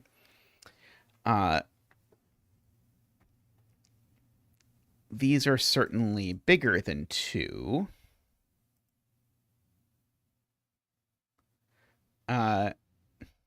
This set of lines is interesting for exactly one puzzle. I'm willing to go as far as it's interesting for at most one puzzle. But I will say there are... I don't particularly love this puzzle, but there are a number of people who really liked this puzzle for what it's worth. So at least this puzzle worked for someone. And I do think, given the insanity of the rules, I think the puzzle is, I think the puzzle is among the better sorts of things you could do to make this not completely crazy. Okay, let's see. Let's fill in the remaining digits over here and look at what people are doing. 1, 2, 3, 4, 5, 6, 7, 8, 9. Okay. Okay, right. This needs an even digit on it, is basically what Garion is saying, because otherwise it's all odd digits, and the only even digit available is 6. And therefore this is not a 6. And if this now is a 5... Oh, sorry, no, that doesn't work. But now one of these has to be a 7 for similar reasons, because of 3, 5, 7, and 8, the only thing that works is... or the only pair of consecutive numbers available are 7 and 8, so that's not a 7. Also, I like this point in chat better than my own from chat. I can't put a 3 with the 6, or it's 3, 6, 9, so there's no 3s over there. So there is a 3 over here. It joins the 7, making this a 3, 7 pair, which makes that be a 6 and that be a 5. So we've got that all sorted out. We can come over here and fill in these. Okay, so we've got 1, 2. We need a 3, a 4, 5, 6, 7, 8, 9. Seem to be my options here. And I guess we have a similar thing over here that is maybe not worth filling in.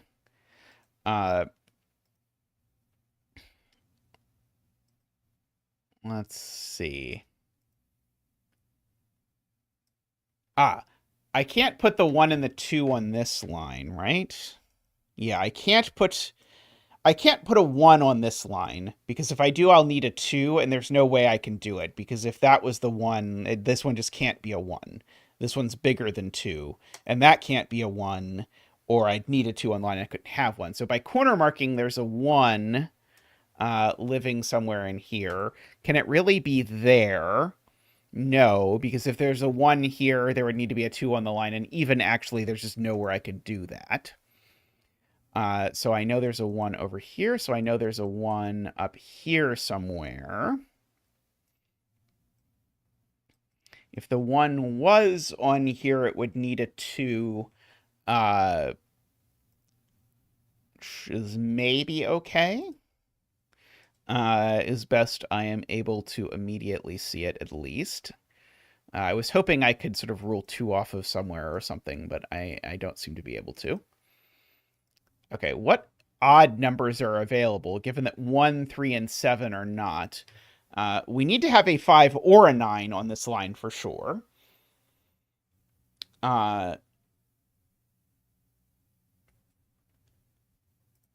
So that is interesting.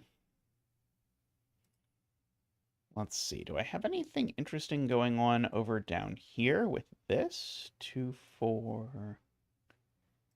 Yeah, I certainly need a 6 or an 8 over here.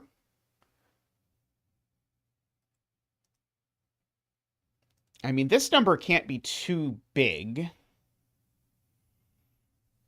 because it needs to be smaller than everything on the line. And if it's a 7... Oh, there's a 6 by the row. Oh, okay, that's helpful.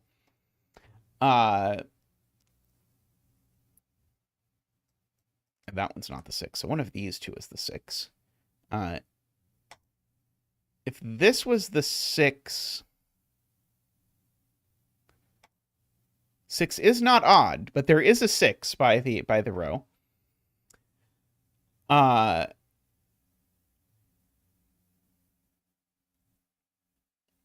So if the 6 is here... Yeah, I guess that's the question. In this column, is 5 the biggest or the smallest? That's the way to ask about it. Because in this column, if 5 is the biggest, then these are a 3-4 pair and it makes a Renbon. That doesn't work. So 5 is the smallest number on here. So this is a 6, 7, 8, 9.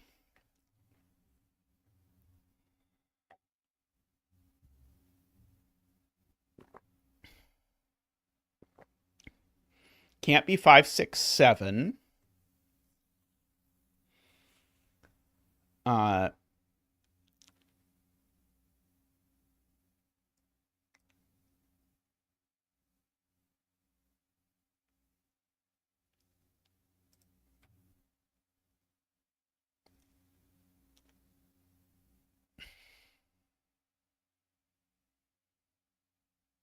see. Gary says if this is a 6, then this can't be a 5. Ah, okay. So this is always, weirdly enough, if this number is a... Wait, which one is it that doesn't work? If this is a 6... Oh, if this is a 6, it's just impossible. That's the point. If this is a 6, nothing works, because we've got 4, 6, and we'd have to pick either 5 or 9, and 5 makes it a Renbon, and 9 makes it a Nabner. So neither of those works. So this is always an 8. Which creates a vertical 8 over here, which creates a useless 8 up here. But I think 5 and 9 both work over here.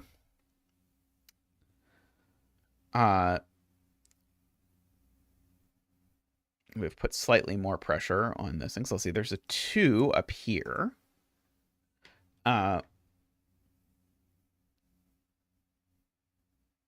Let's see, can I say anything about whether there can be a 1 up here?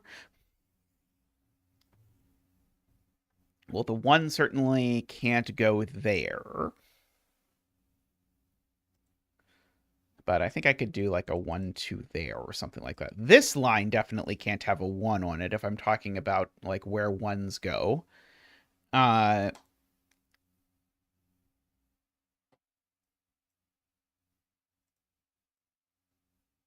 1 can't go here either. Right. Okay. Yeah. So 1 in column 3 is actually very sneaky. Because it can only go either there or there and nowhere else. Suspicious. Let's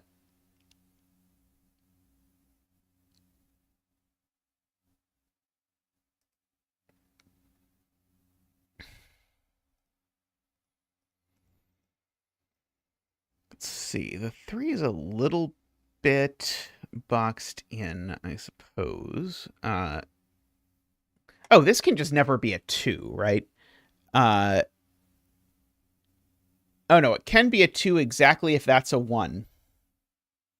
This can be a 2 exactly if that's a 1, right? In which case that's a 2, and maybe that's all okay.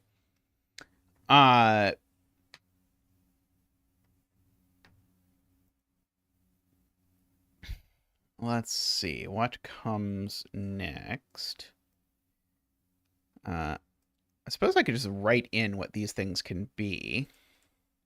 It's not 3, 7, or 8. That one at least isn't 2. Neither of these is 1.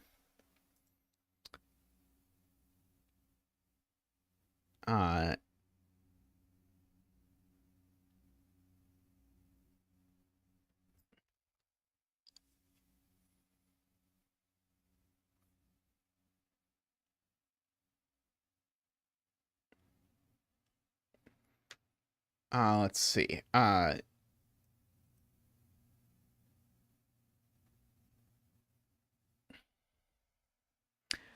Fly believes this needs a 7.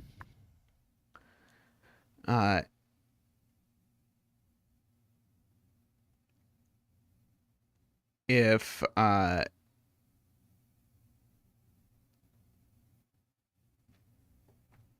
right, we can't have an 8-9 pair.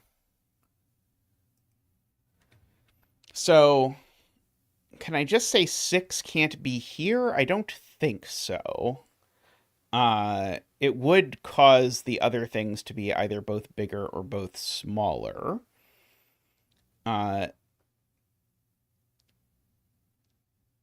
yes, my only there's a nice way to see this, which is that I need a consecutive pair, which could the even of which can only be 6 or 8. And so the only available odds to make that consecutive pair are 5, 7, and 9, except 5 is gone over here, and that pair can't be 8, 9 because of here. So we do need a 7, I agree, in those cells. So that makes that a 3 and that a 7. Makes none of those 7s. So that is an 8 or a 9. Okay, and so if that's an 8-9 pair, so we can peel the 8 and 9 off. And now I can't put a 9 here because now it would be a whispers. So pretty good, Dorlier. How about you? So that's an 8 and that's a 9, which now gives me seemingly the 4 and the 8 over there.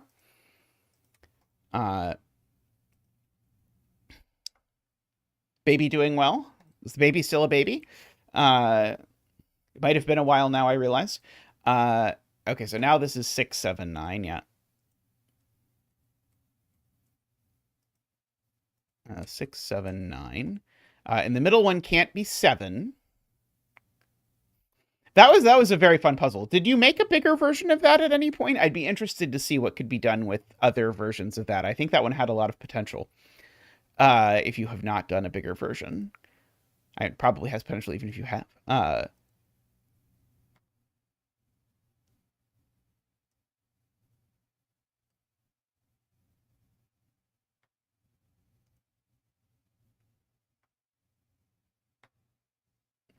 Right. Okay, so now these two are consecutive, is what Paul Fly is saying, because we know there's a 9 on it. and no 8. So these two have a virtual white dot between them. And so if there's a 2 on it at all, that 2 can't be there, or we break thermo. And so we could do 2, 1 again. In principle. Let's see. Yes, this is always 1 higher than that. That's true, regardless of anything else that happens.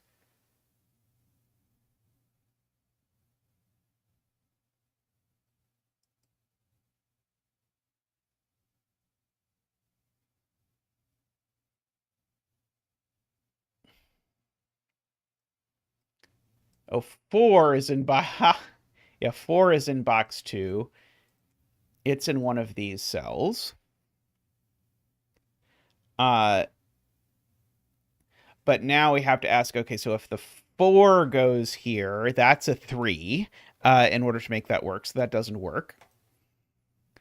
If the 4 is here, that makes that a 5. But that doesn't work either, because 4 plus 5 is 9. So that is a 4, which then places the 2 there. Yeah, 2 and 4 can't end up next to each other.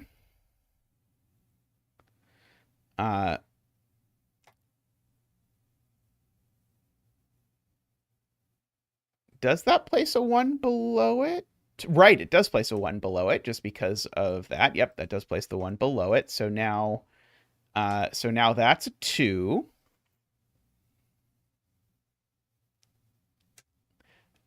Which gives me the 1 and the 2 over here. And now that can't be a 1 anymore because there's no place for 2. So that's a 1. Now we've got a 1 in one of these 2 cells by sudoku, but it can't be there because there's no place to put a 2. So that's a 1. Which then gives us a 1 in one of these cells. Very happy to hear that, Dorlier. Okay, so this can't be 3, 4. It's got to be from 5, 6, not 7 or 8 or 9 are the only options. Okay. If this number is the smallest number, then it's a 3. Otherwise, it's the largest number on here. Seems plausible. 2, 2. Oh, there's a 2 placed here just by sudoku. Always good to do the sudoku. So now there's a 2 placed here by sudoku. It's almost like a human designed this puzzle. Okay, so that can't be a 9 anymore, because if it was, it would make this a thermo, so that's a 5. And this can't be a 4 either, because that would make this a thermo. And if this is a 9, it would be a nabner, so it's not, so it's a 6. 1, 2, 3, let's see, so these are a 4 and a 9, I want to say. So that means this number has to be consecutive with one of those. So it's either a 3, 5, or an 8. It's not a 5. So it's a 3 or an 8. Does one of those break for some reason? Yes, 8 doesn't work because 8 would be a thermo. So it's a 3.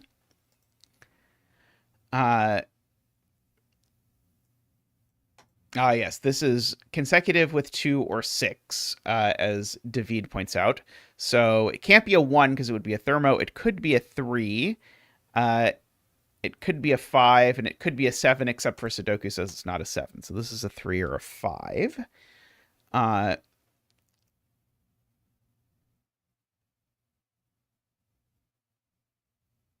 Oh, sorry to hear that, Dorlier, but close. Very cool that you were close. I did know that you worked with that somewhat. Oh, 5 isn't here by sudoku because 5 in this box is vertical. So that is a 3. International Math Olympiad. It's a big math competition. International, I guess I said that's what the I stands for, but it's a big math competition. 1, 2, 3, 4, 5, 6, 7 over here. And that's a 1, which makes that be a 1. And I think then we've got all the 1s. Oh, no. Now we've got all the 1s, I think. Maybe, possibly. For 5, 6, 7, 8, and 9.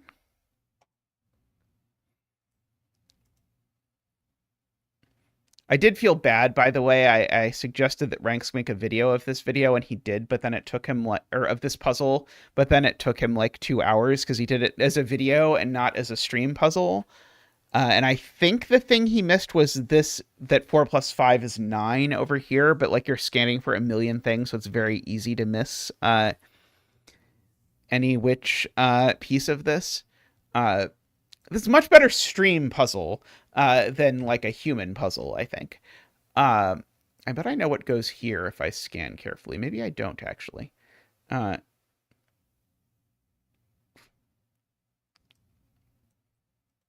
These are still 5, 6, and 9.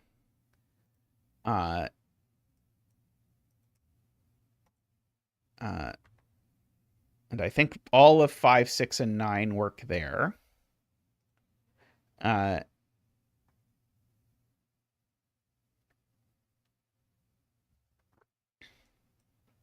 as well write in this triple as well. 1, 2. Oh, so not 2. 3, 4, 5, 6, 7, 8 is what is here.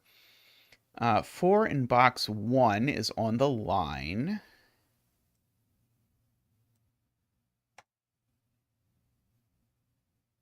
Am I sure that this is not a 4? That it's not 4, 2, 5? 2 in box 7. 2 in box 7 is one of those. Oh, it would make a vertical thermo? Yeah, right. This can't be 4 because of the vertical one. I wasn't even paying attention to that, right. If this is this number needs to be larger than, remember, both of these two. Can't be smaller. But 4 isn't big enough because this would need to be a 3 and it would break that cell. Or, if you prefer, it would make this a renbon. So this number is at least 5. Oh, I should look more carefully about where the 2 in box 7 went. You're probably right. It's probably there. Okay, and so therefore 4 is on this line. I agree.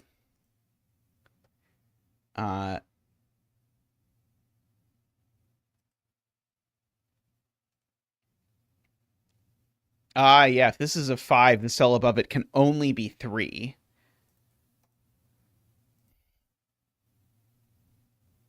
Agree. I do need one of these to be a 5 or a 6, just to avoid this being a whisper.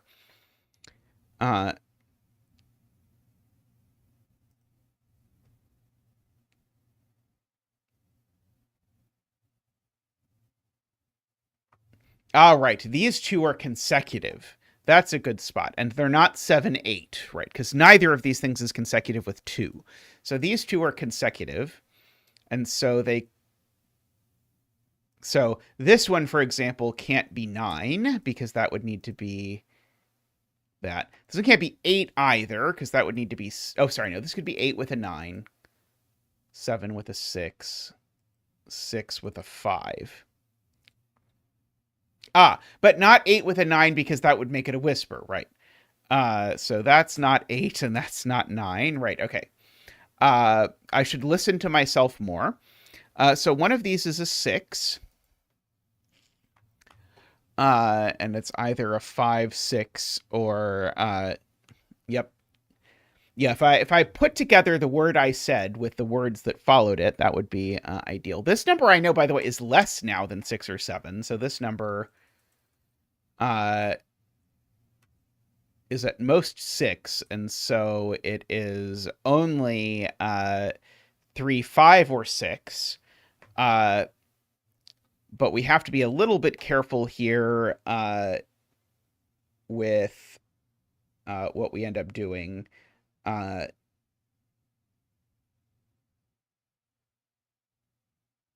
So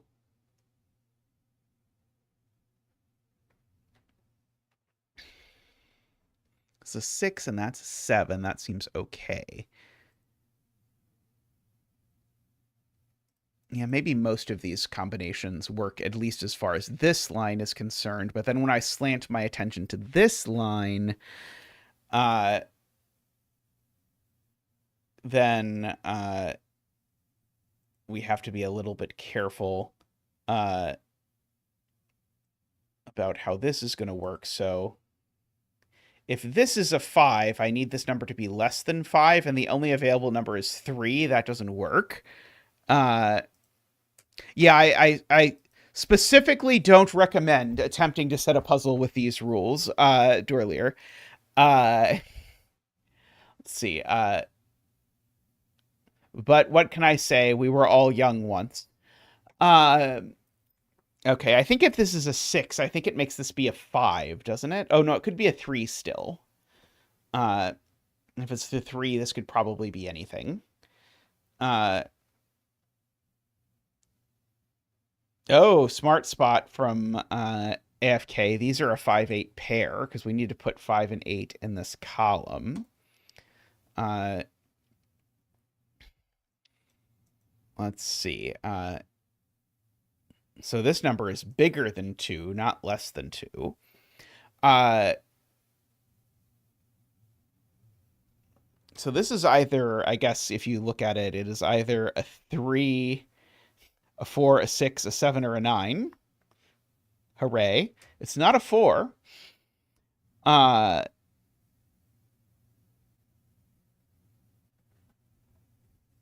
is there definitely a 3 up here? Oh, yes, definitely. I think probably the way to make a better antimatter puzzle is to use some combination of S cells, doublers, and some doku. I think that's probably the way to make everything better.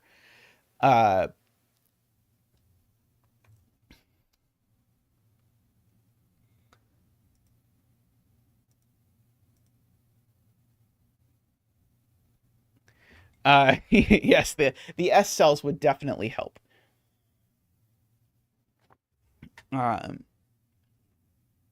Maybe just have antimatter S cells, where the 3 digits in an S cell can't satisfy any of these rules.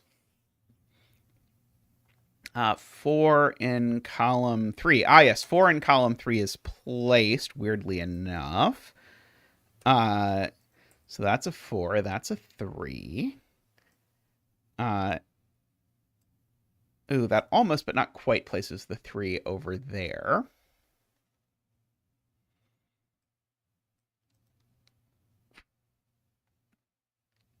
Let's see, box 3 still has 5, 6, 7, 8, and that one's not a 5 or a 6. It's only a 7, 8.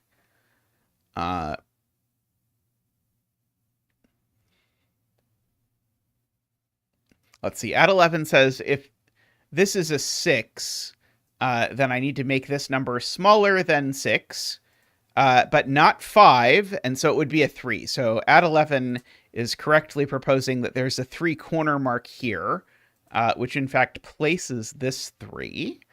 Very good observation.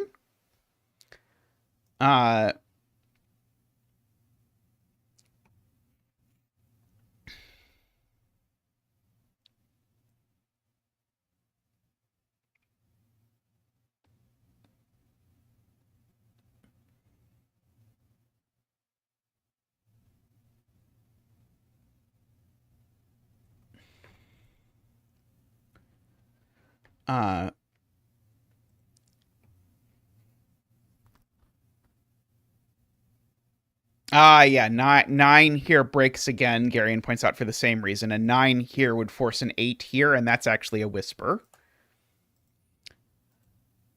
Uh,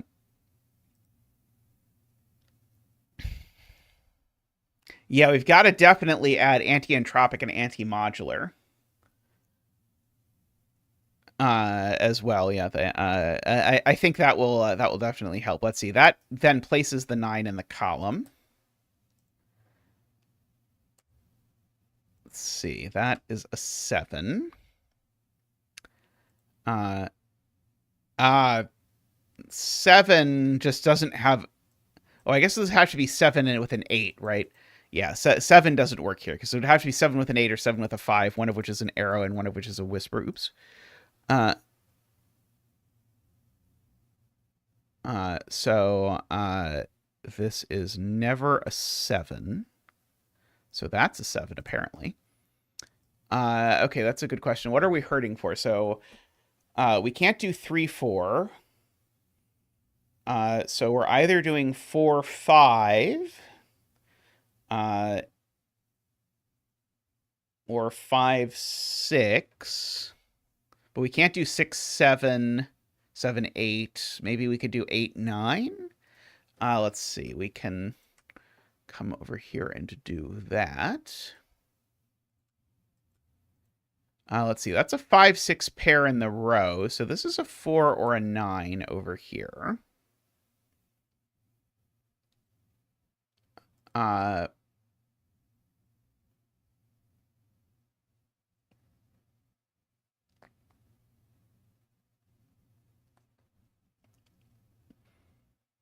Row 2, right. 5 does not work here, is what AFK is pointing out. That would be a Nabner, so this is a 6. That's a 5. Let's see, these are not 6.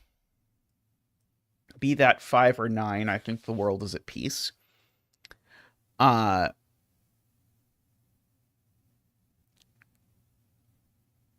That 6, 8 is exactly here, funnily enough, if you look at it. This 6, 8, if you place it in this box, it lands there.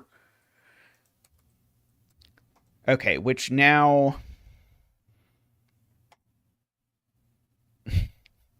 These lines, but in a 2 truths and a lie puzzle? There you go, yeah.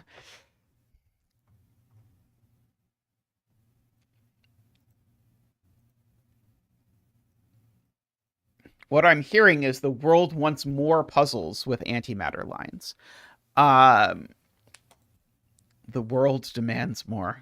There's a 6, 7, 8 triple randomly in this row. So I guess that makes this a 4, 5, or 9, and it's not a 5 actually.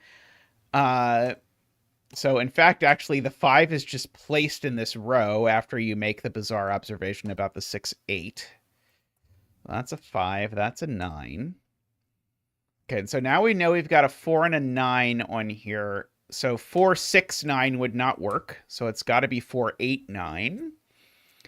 It makes that a 7 and a 6 and an 8.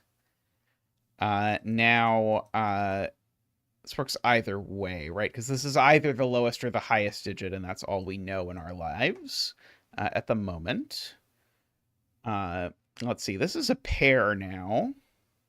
Let's just have Mark come in, guest star, and fill in these. This needs to be even, I suppose, but we know that's true. Let's see. What about over here? Do you have anything to say? What about this cell, Mark? What about these two? Yeah, come on, fill those in. Thank you, Mark. This is apparently a naked single 3. It's not 1, 2, 4, 5, 6, 7, 8, or 9. So that is a 3. That's a 6. That's a 5, which makes that a 3, which means this can't be a 5 because that would be an arrow. So it's an 8. It's a 4 and an 8. That's a 5. Makes that the 3 over here. 3 plus 4 is 7, so that's a 9. 6, 7, 5. 9, 7, 4, 6, 4, 9, 4, 9. And we made it through antimatter.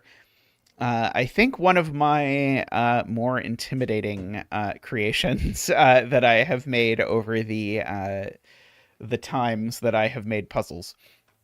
I do love all sorts of ambiguity stuff, like the It's one of these kinds of things. It's really hard to get it to work in a way that feels smooth and clean. Like, the problem with ambiguity is that it really sort of baits you into setting things that are basically bifurcation. So one has to really carefully sort of make it work. And I've had a hard time making it work most of the time in a way that I'm happy with. But it's something I always explore and contemplate doing more of, because I do enjoy it. Uh, Usually it comes down to identifying sort of a combination of ambiguous things where there's deductions you can make that transcend what it is, so that you can still do some sudoku and then maybe do some other things or whatever, is my experience. I also think, and I've seen a few puzzles with this, that even odd circles actually are a good way to sort of clue an ambiguity puzzle where you can hint at some more things. Alrighty, I'm going to take a quick stretch and I'll be back in just a moment with more puzzles. So see you all in just a moment.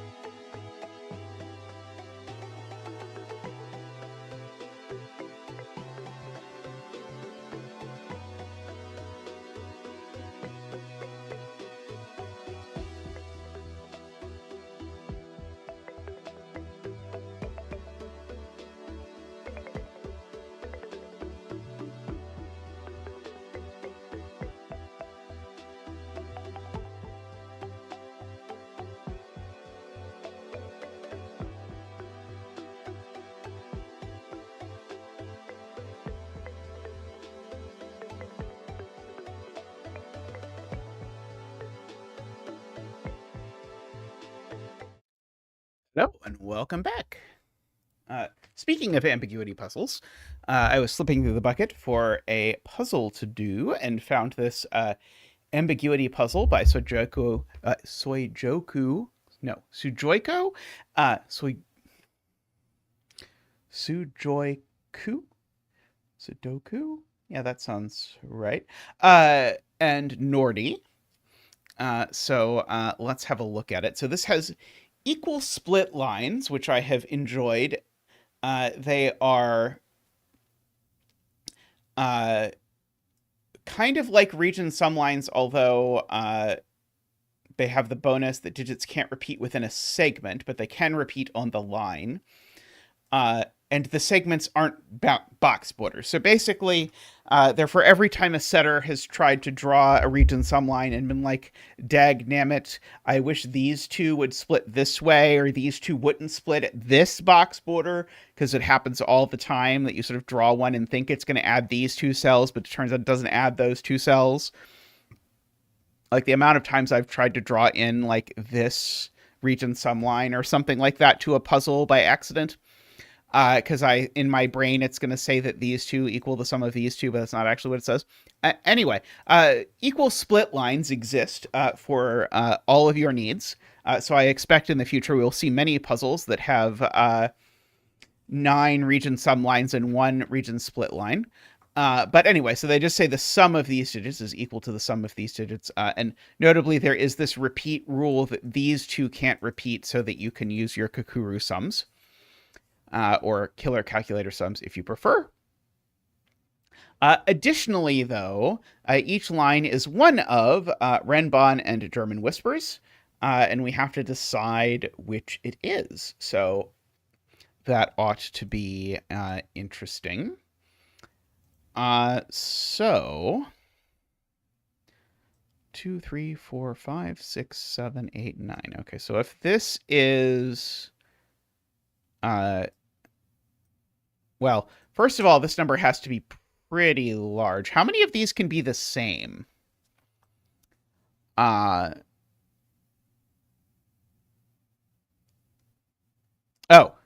right. Okay, yeah. So people, Mekti and AFK have both pointed out this cell actually sees all of them. So there is a repeat digit, and therefore this is a German whisper.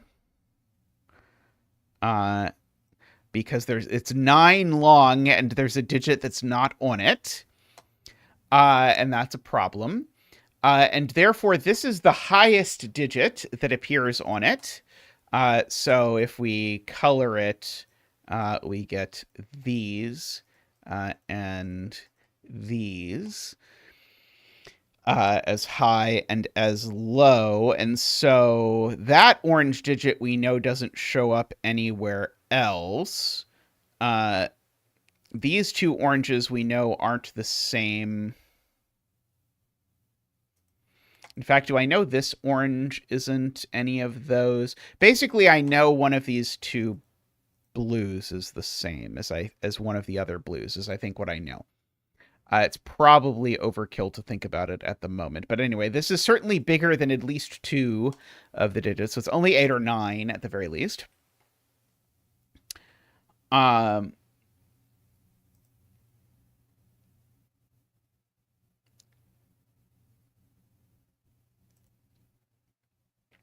Let's see.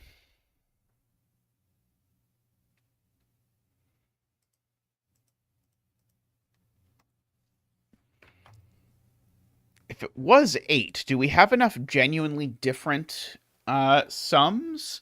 We have, if it is 8, you can't use 3, 5 or 4, 4. So 8 only would have 2 sums that you could use, and 2, 6 isn't even a valid sum, right? So I don't think it can be 8, because I think if it's 8, the only valid sum is 1, 7. Do we agree with that? Because it has to be a German whisper sum, and 2, 6 is not a German whisper. So I don't think it can be 8. I think it's just 9. We can bring out Zach for the 9 dance. Ba-boop-ba-doop. Woo! Ba-doop-ba-doop. Wah! Ba-doop-ba-doop. Wee! Ba-doop-ba-doop. Ba-doop-ba-doop. Ba-doop-ba-doop. Thank you, Zach. Thank you. Okay, and so my options, therefore, don't include 3, 6, or 4, 5. So these are only, in fact, 1, 2, 7, 8. And I guess I could have done that smarter, couldn't I?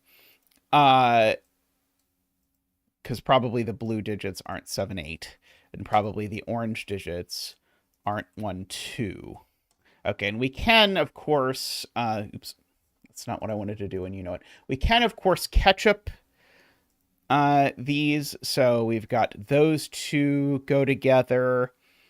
And this is the other one, which goes with that one. And so that's that one. And goes with that one. And so that's the circle one. And so we have those. I was hoping that was going to tell me something useful about circles, about something not being 7, 8, or 9, but I don't think it does. At least not immediately. I mean, I guess I know that this total is at least 7, which is not a huge amount of information to know.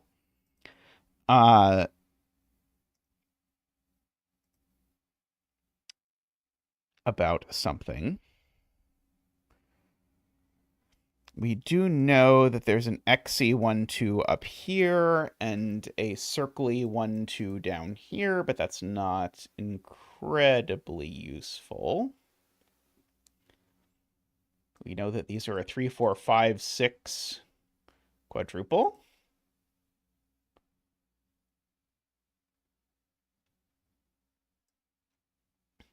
That's a very fair point from Paul Fly. If you have a Renbon of length 6, then it's got 3 evens and 3 odds on it, so the total is odd. So this can't be a Renbon because it has an even sum. So this is another filthy whisper.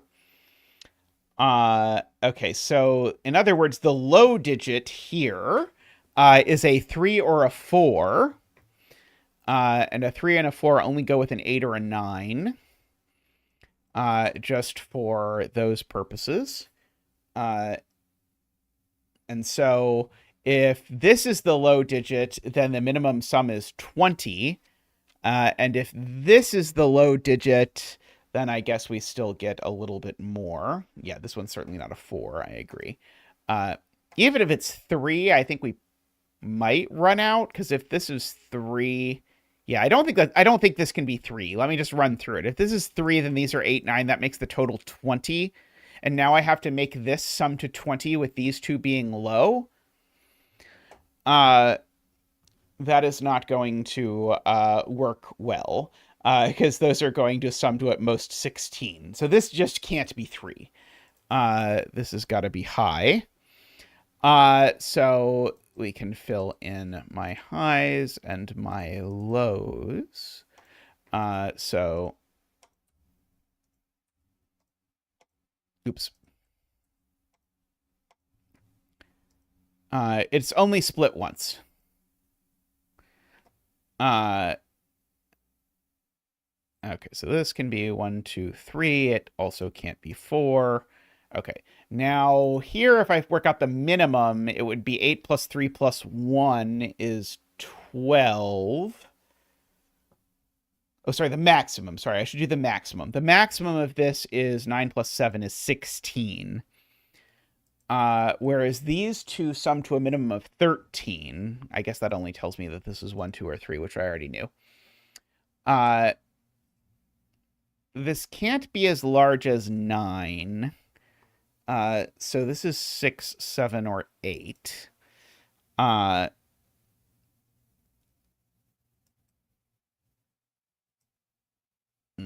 guess I don't... Oh, I do know. This XE78 goes...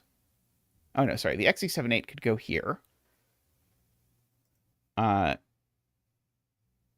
Right. We already did this math before. 3 here doesn't work. It's the same argument it was over here. If I put a 3 here, then this is 3, 8, 9, and then that's too big because this is much too big. If this is a 2, already this is 2, 7, 8. That's 17. That's more than we can get to over here. So this is only a 1. So we can get our 2s and our 1s, which seem to go with 8s and 7s. And we can get rid of all of that. Oops.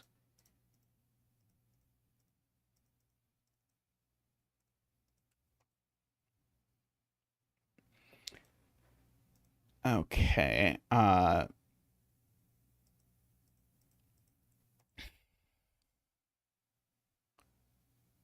So let's see, we've got some 7s over there. We do know one of these two is a 1. Can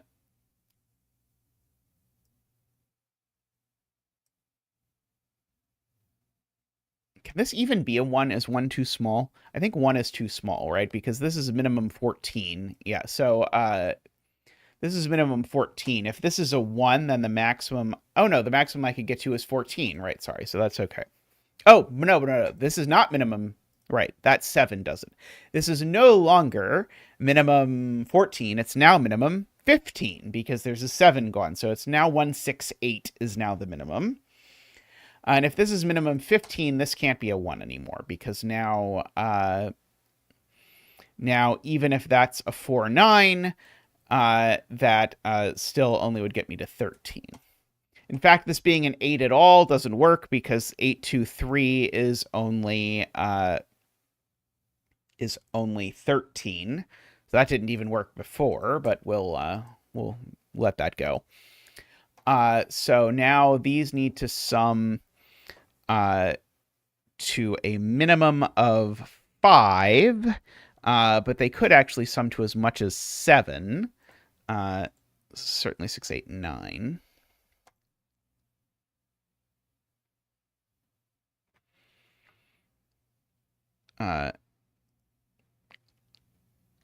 Right. This can't be 6 anymore because now that's not a 1. Okay, so if this is 8, 9, that's too big because then this is 18. I can't get this to 18. So this has got to be 6. So now it is 15, and now I do need to make these add to 6, and so now they have to be 2 and 4. Okay.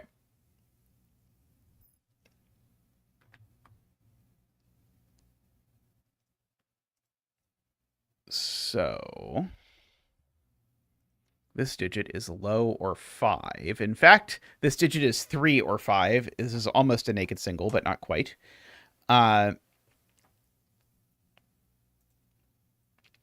Very nearly, though.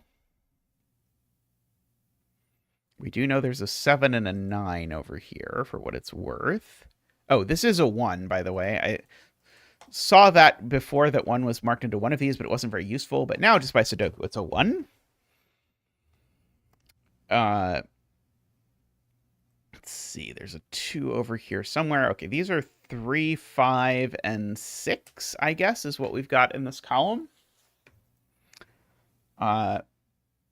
If this were to be a length 4 renbon, it would need to be 2, 3, 4, 5 exactly.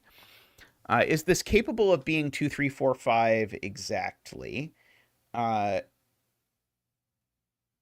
think so.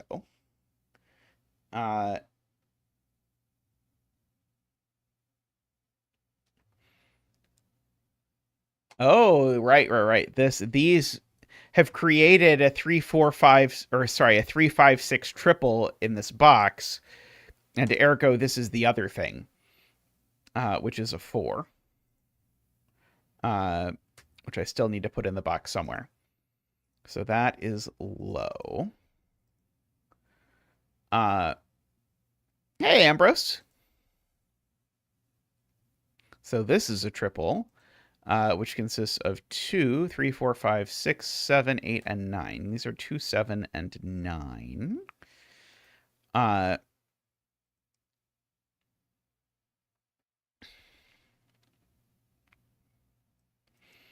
So if this was a German whisper, this would have to be 3, 8. That would be the only combination that would work. But we could do 3, 8, 2, 9. Does that mean there's always a 2 on this line, or am I, maybe that's not quite true? I think it actually is true that it always has a 2 on it, but I don't really want to mark it because that sounds like a giant pain. Let's see.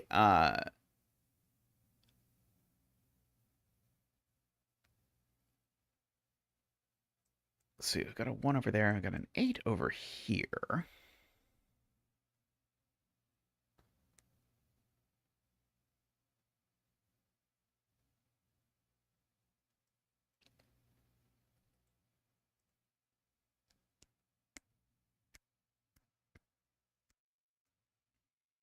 Okay, so people are looking at this and noting that the only possible, I guess we could do like 4949 or something with this. But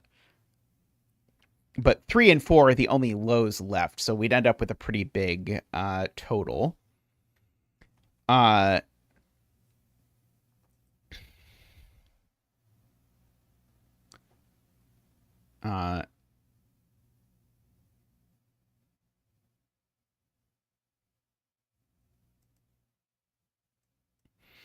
Oh, it'd have to be 3-8, right? There's no 9 available. So yeah, so we'd have to have 3-8 if this is a German whisper.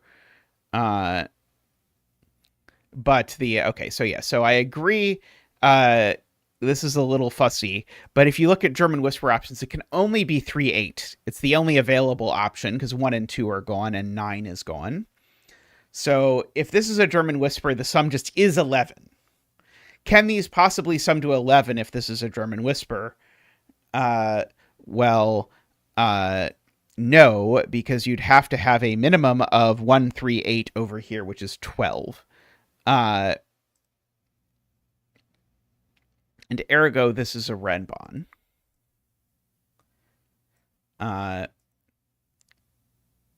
this cell sees everything on the Renbon, which is length 7, right?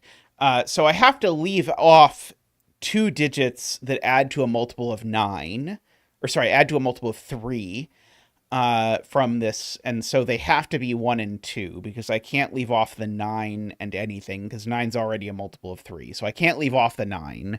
So this is a 1 or a 2, and this is exactly as AFK says 3, 4, 5, 6, 7, 8, 9.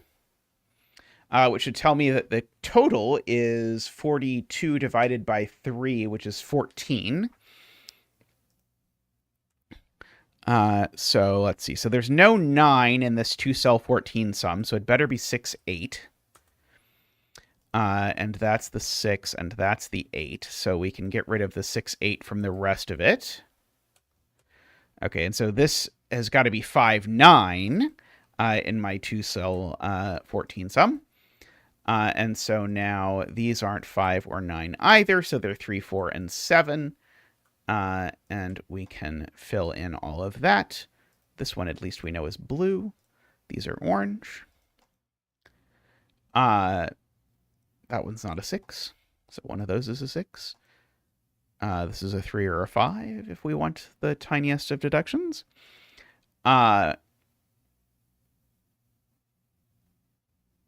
One of these two is a 4, I'm now prepared to say. Yes, by Sudoku, one of those is a 4, and that tells me that this is, in fact, not a German whispers, because 4 would go with 9. So it's a Renbon. And we therefore know that it is 2, 3, 4, 5, because that's the only thing it can be. And so this is 3, 4, and that's 2, 5, just by maths.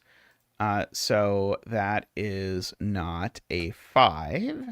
This is not a 3. These are both low, we can at least comment on.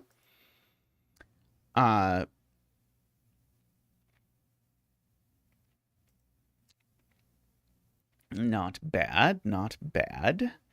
That is a 7, just by Sudoku, Paul Fly points out. Very good. And these are an 8, 9, and we even know the order by Sudoku.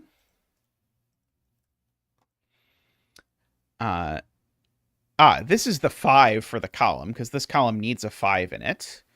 So that's the 5. That's the 2. We get our first of many to come green digits, we hope. This is blue.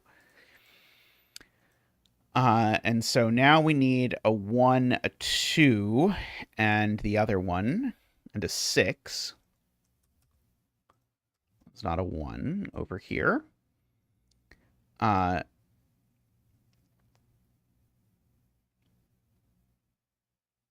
One of these two is a 7 for sure. One of these two is a 6 for sure. One of these two is an 8 for sure. That's lots of almost useful. Almost useful. None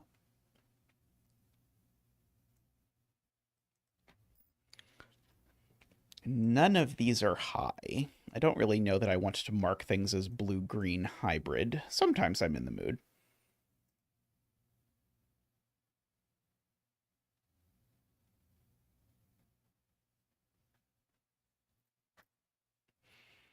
Let's see. There's an 8 over here somewhere.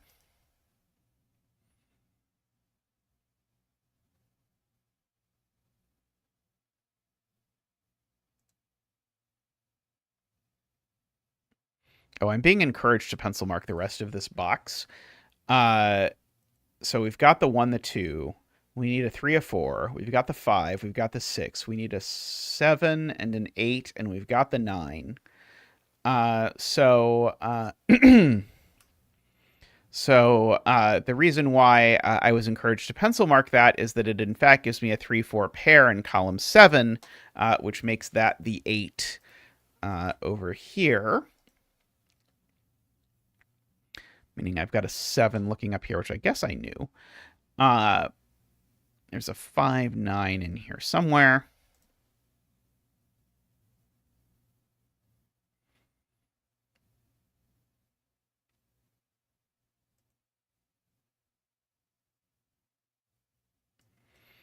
Yeah, okay. So if this is a German whisper, it can only be 3, 9, which is okay until you ask which sum to 12 this is and find out that it also has to be 3, 9, and that's too many pairs of 3 9s to go in one Sudoku box. So we end up with this going the other direction. So this is a Renban.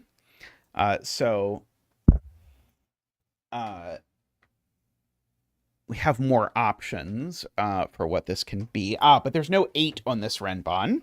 Okay, if there's no 8 on the Renban, then we know the Renban is from 1, 2, 3, 4, 5, 6, 7, and we have to knock off either 7 or 1, but either one we knock off is fine.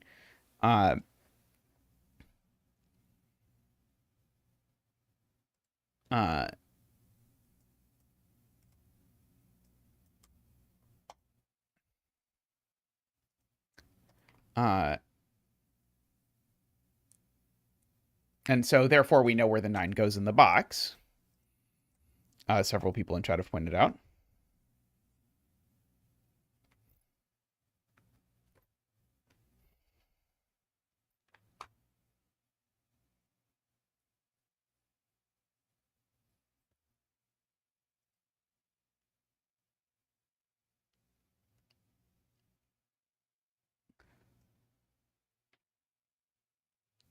Seven or 9 sounds very believable.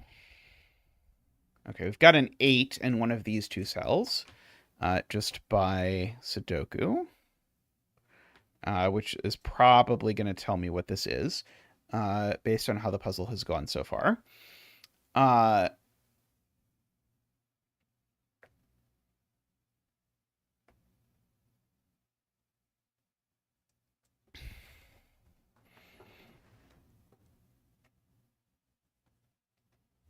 Right. Okay. So yeah, these can't be 7 because if there's a 7 on the line, then the total is 27, which divided by 3 is 9. 7 plus 3 is too big, so these can't be 7.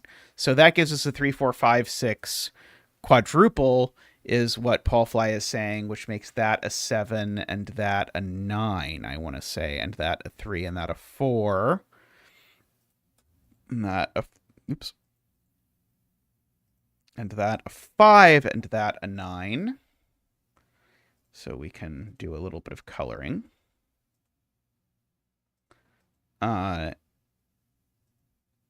Orange. Okay, so there's no 4 down here, no 9 there. Let's see, those are from 3, 4, 7. Oh, 7 is orange. 3 is blue. This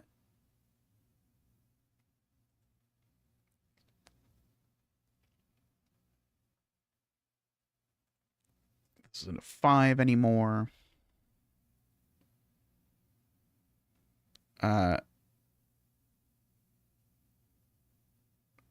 I have done puzzles like that before. D'Orlier. 1, 2, 3, 4, 5, 6, 7, 8, 9. Yep. So these are just 3, 4, 5. No 5, no 4.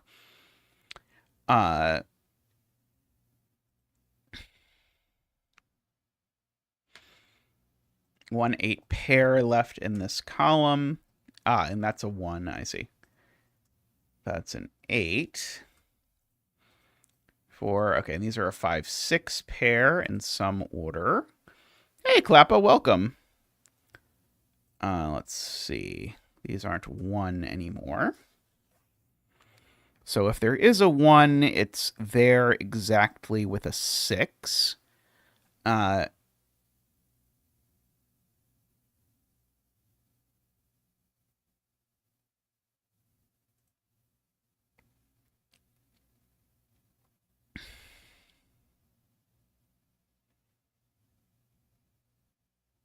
2 in row 6 is definitely here.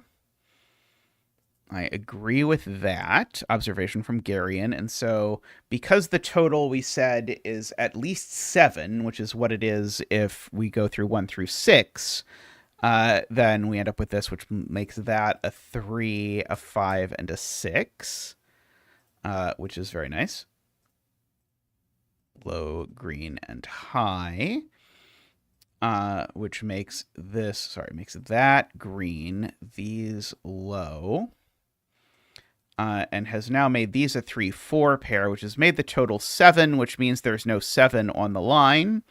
And in fact, that now is the 1 on the line, going with a 6. These are a 2, 5, in some order, yet to be determined. Let's see, there's a 2, 1. There's a 6. Yeah, that was a quite elegant little trickle of steps there. This is definitely one of the better ambiguity puzzles I've done. It's always felt like things were going correctly when the things were going correctly, which is always a good statement. Okay, so yeah, so there's no 6 on this line, Michael points out, and therefore it's a German whisper, because if it were a Renbun, it would certainly need a 6. So we can do that. We know one of these is an 8, and so the other is a 2 or 3.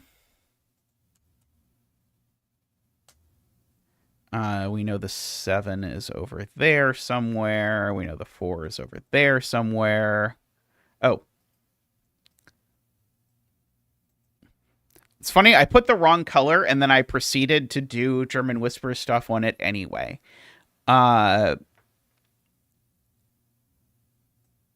Oops. Now I'm just drawing random lines.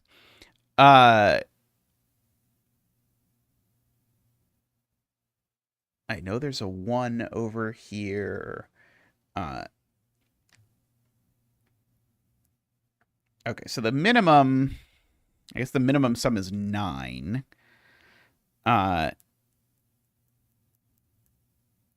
the minimum sum is 10. Because the 1 in the box is gone. We could do 8, 2 if we did it here. Yeah, the 2, 5 does look over at this. Agree with that. Which lets me fill in this triple at least. Which then has the benefit of this being a 7.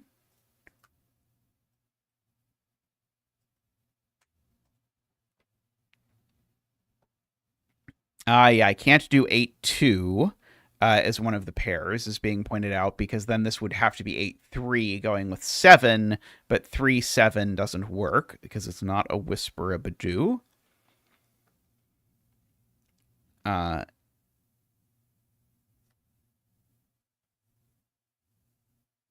But 9, 2, 8, 3 looks like it would work.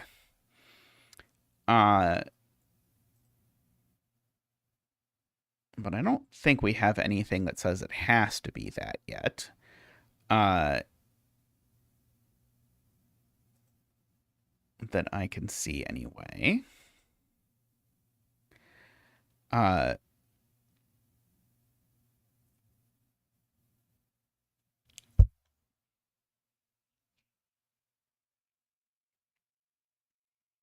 Right. I can't put. Yeah, the question is to ask what's the other high digit? That's the way to do it. What's the other high digit other than 8? It's not 6. And so could it be 7? And the answer is it can't be 7 because the 7 would go next to a 2, making the sum 9. But we've already argued the sum can't be 9 because there's an 8 on the line and no 1 on it. So in fact, there has to be a 9 on the line, and the 9 is placed. That's a good way to phrase it. I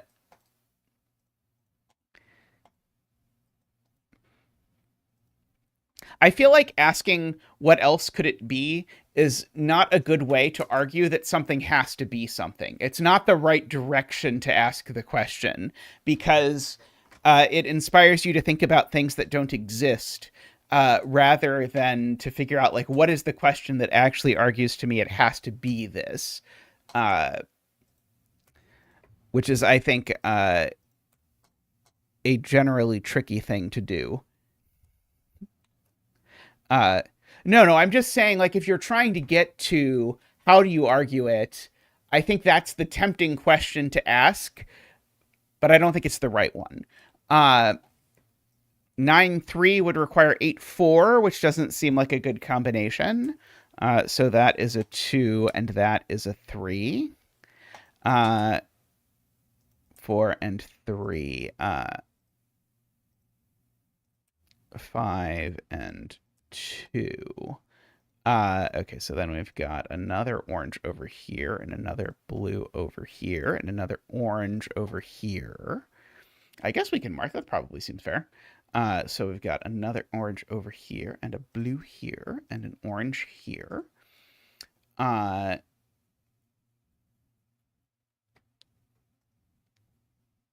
see. Okay, so 7, 7, 9. Oh, this is blue. I have learned new things. I have learned that this is green and that this is blue. And that this is orange. And that this is blue. Let's fill in some more digits and then continue. 4, 2, 3, 4, 7, 3, 4, 2, 4, 6, 8. Okay, so this is blue. So that's green, which makes that orange. Makes that green. That's blue. That's orange. Blue. Orange. Orange. Blue. There we go. Yes, this was very, very nice. It's funny, we were just talking about, and I guess that's why I picked it. We were just talking about ambiguity puzzles, and I was saying, like, one of the ways to make an ambiguity puzzle better is to use stuff that's true of both of the rules. Well, here is a different approach that also works very well. Have lines that are one thing, but also another thing, so that you can start making some deductions using the one thing, and then have those feed into the ambiguity. And that, I think, was very well done here. I think this is a great... If you want to try to make a ambiguity puzzle, I think this is a great model. All the lines are blank. They're also one of these things. Figure out which one, I think, is probably a good way to go about it. All the lines are antimatter lines. They're also one of the following line types. Figure out which one. All right, I'm going to stretch real quick, and I'll be right back with more puzzles. So see you all in just a moment.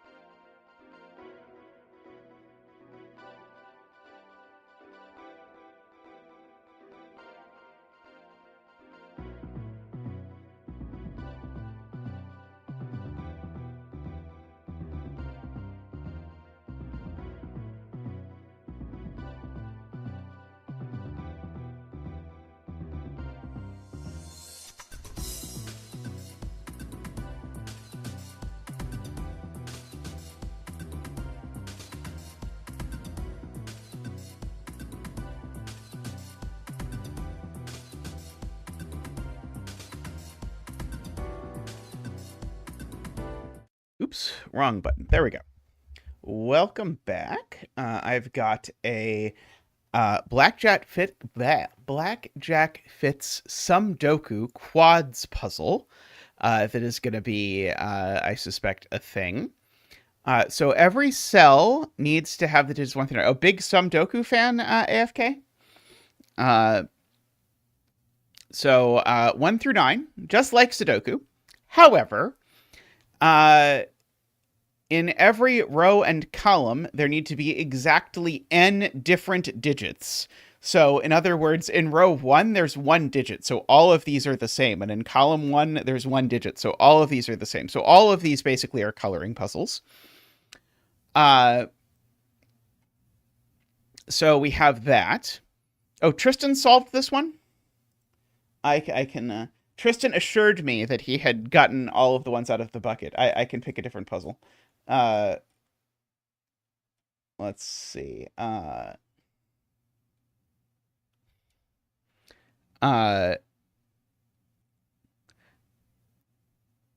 Seems familiar. Let's see. Okay, what else have we got then? Bucket, scroll, scroll, scroll. Bucket, scroll, scroll, scroll. You all have no idea how hard I'm trying. I'm restraining myself not to just pick a whatchamacallit.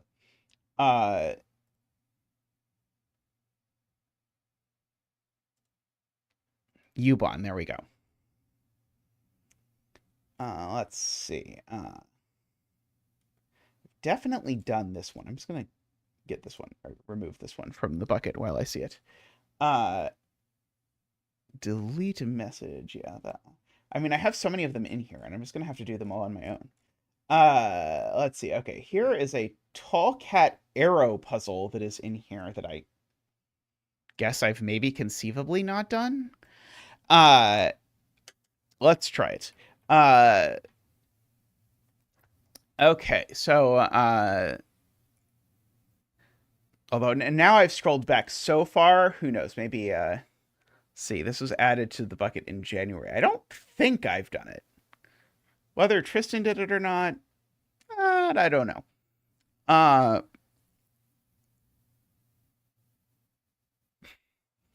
see a Chaos Sudoku Ubon puzzle by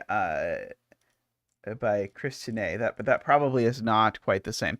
Anyway, so now we've got an arrow puzzle with arrow rules. So that's something. So this, I guess, is 6, 7, 8, 9. Can ask ourselves if something goes horribly wrong if these are the same. So if these are the same, the thing that happens, which I don't think is quite wrong, is that these 3 digits end up exactly in these 3 cells. Oh, we can do also this is 6, 7, 8, 9. And again, if this is 6 or 7, then we end up with these 3 corners being exactly those 3 digits, but that's not necessarily a Sudoku logical problem.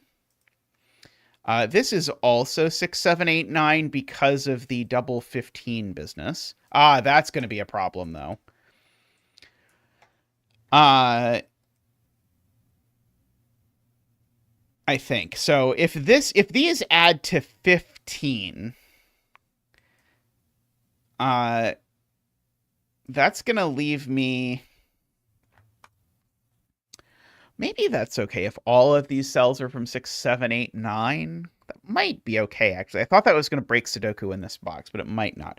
The reason why this has to be from 6, 7, 8, 9, by the way, is because these cells sum to at least 15. I do certainly know at the very least, and I can fill this in, that because the maximum I can make these two sum to is 18, I at least need to use a 1 and a 2 in here.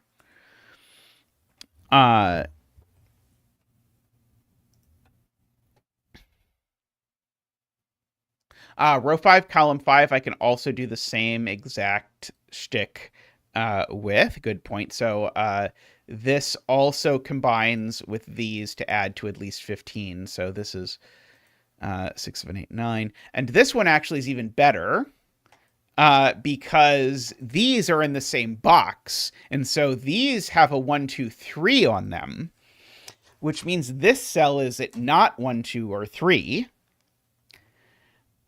which and also applies to this. So these are 4, 5, 6, and these are 1, 2, 3, because you need 2 1, 2, 3s on a length 3 arrow. And with 17, to be clear, because I can't really corner mark this, but I guess I can if I do this, there's a 1, 2, and a 3 in yellow. Otherwise, these digits sum to too much. And likewise, there's a 1, 2, and 3 in green.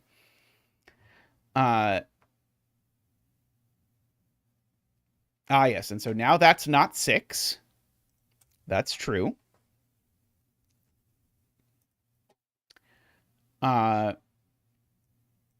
This is now, I guess, at least 5.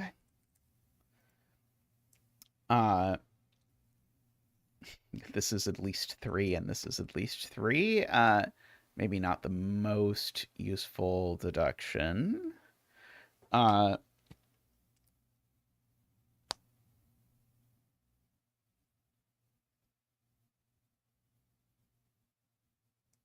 Oh, yeah, we can do the same trick in row 2, right? Where we can say these two need to sum to at least 15, and so this can't be 5 either. And likewise down here, these need to sum to at least that, so we can say that's from 6, 7, 8, 9. Heaven forbid we're supposed to add in these two, because these are both sort of endangered spots, but it looks a little bit annoying to think about.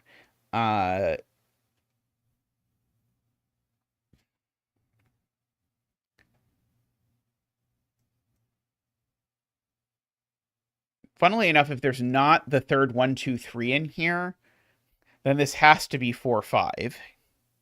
I guess that's just saying the same thing again. Could make this 9 and 9.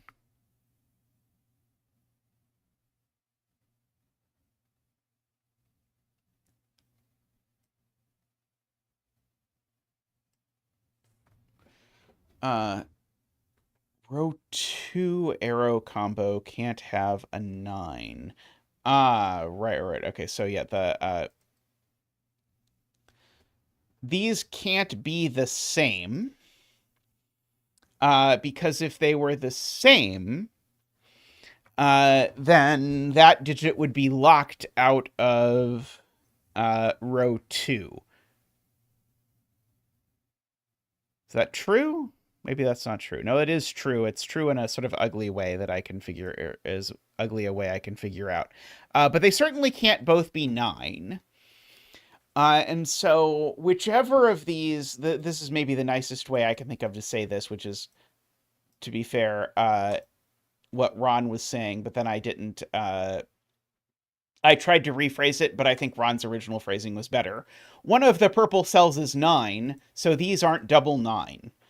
And so in fact, their maximum sum is 17, which in fact tells you that there needs to be an extra 1, 2, 3 in here, whichever sort, by the same logic that you need a 1, 2, 3 if the sum is at most 17, which means that these are all at least 4.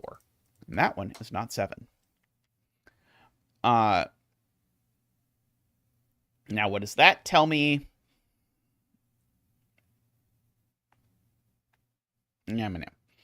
Oh.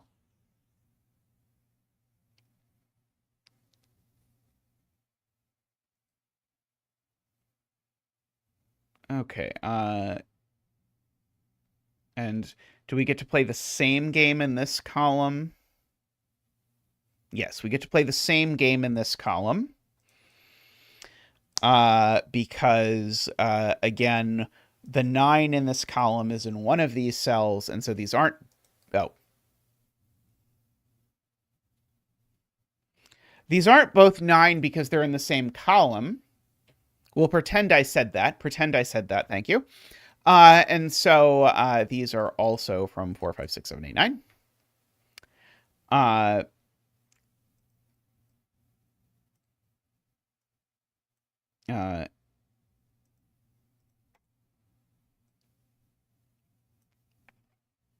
And so we do indeed get our 1, 2, 3 in the corner.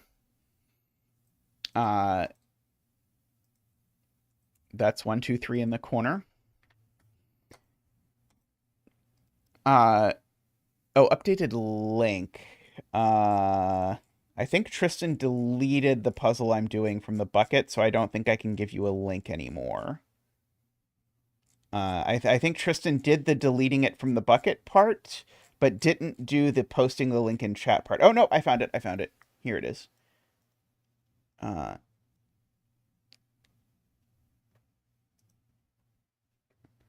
There we go.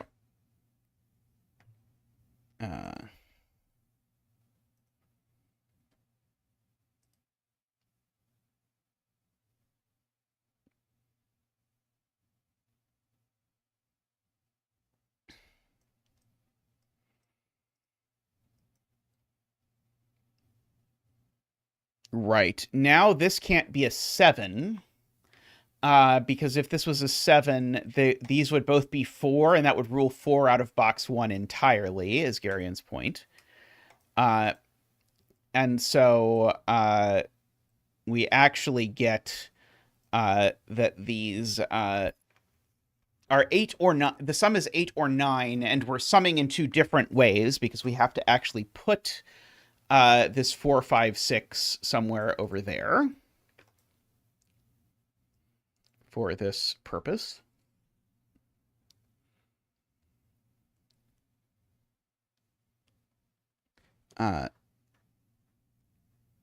If these two are the same, it tells me that the digit goes there, but I don't know that that is strictly speaking necessary.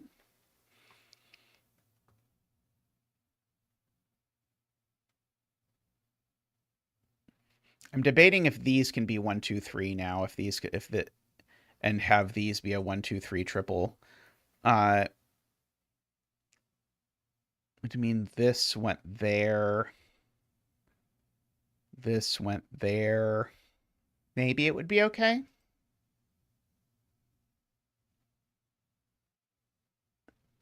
Right. Now that this is an 8 or a 9,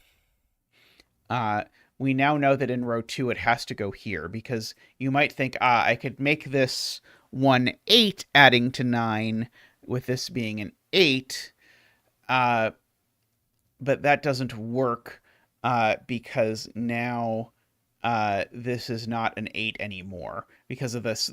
You can think of that in 2 ways. You can either think of it as now this has got to be 2, 3, 4 adding to 9, and 9 isn't 8, or you can think of it as if I put an 8 in here, the minimum of these 5 cells sum is 18, which would have to be 9 plus 9, which we argued it can't be. So in fact, we can sort of catch up our way over to here.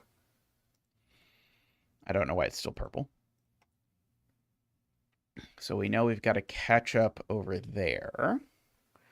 Oh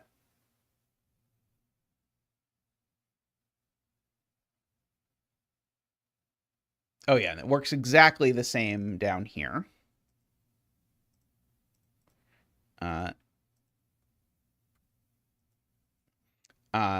So now if we ask where red circle is going down here, it's got limited options.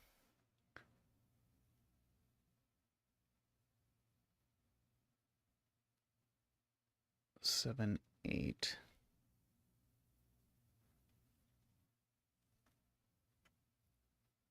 Okay, so Ambrose is saying these two sum to more than 15. Because if they do sum to 15, it then makes these be exactly 1, 2, 3, 4, 5. And that doesn't work because it makes these both 6s. In fact, actually, these just can't be entirely from 1, 2, 3, 4, 5. So they can't add to 16 either for the same reason. Because if they added to 16, then these would both be 5s. So in fact, they add to 17. And have different 4, 5, 6s in them. because whatever this digit is, it's not the same as that digit, is basically what we have learned through this. Yes, that's very, very cute. I like that a lot. Weird deja vu. Did you watch me do it last week, Isabella? It wouldn't completely surprise me at this point. Okay, so this 8, 9, we actually know it goes there in this column, right? And this 8, 9 goes there. Let's see. I don't think I know anything about which 8, 9. I mean, I know that these two are different 8, 9s, but I don't think I know like how they relate to the red 8, 9. It would have taken me a long time to see your first part, so I'm with our powers combined, we have succeeded.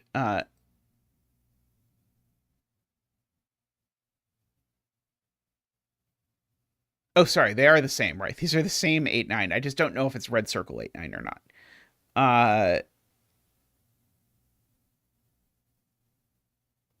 I just know they're the same as that 8, 9.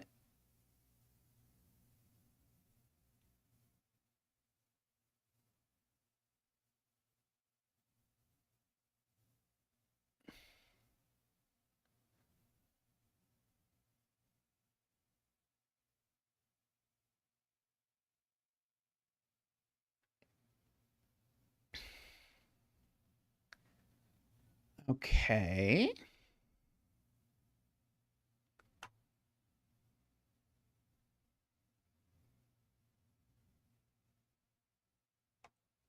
Right. These are...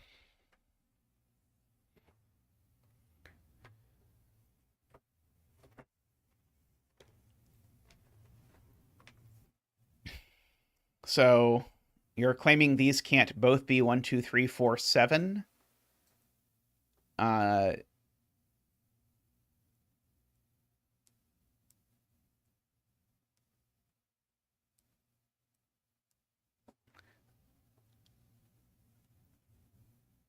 With those being a 5, 6 pair? I don't think I see that exactly. Row 5, column 6 sums to 11 with row 5, column 2.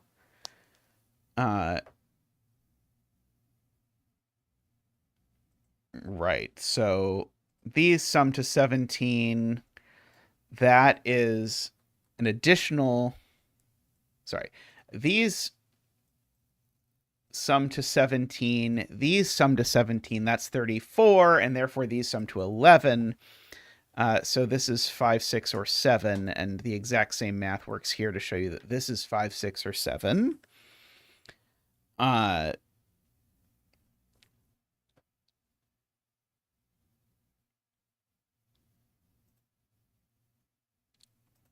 To make that work.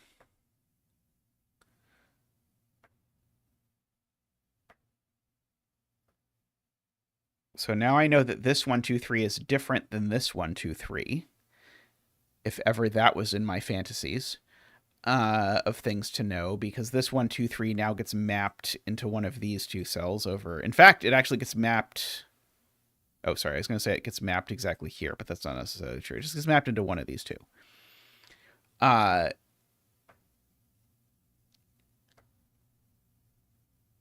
don't know if that extends nicely, though, but these two 1, 2, 3s are different. So we know these two 1, 2, 3s are different, and we know these two 4, 5, 6s are different for whatever that is worth. Probably not a lot.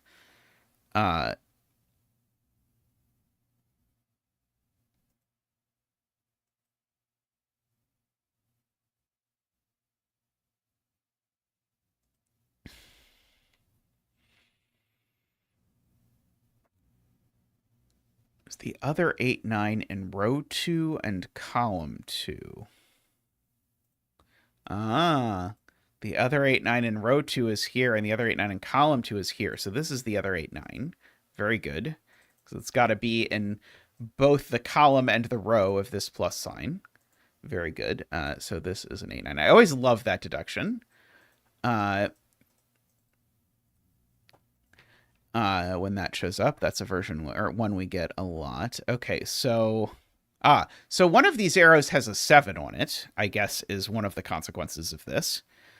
Because we can't put the 7s in box 1. We can't put them, well, sorry, the 7s in column 2 and row 2. We can't put them both in here. So at least one of these two is an 8, 9 with a 7.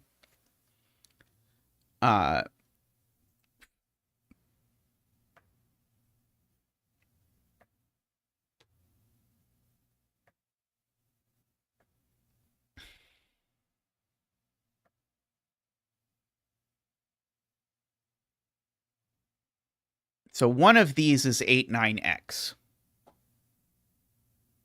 So this is not 8, 9x. If this is 8, 9, it's 8, 9 circle.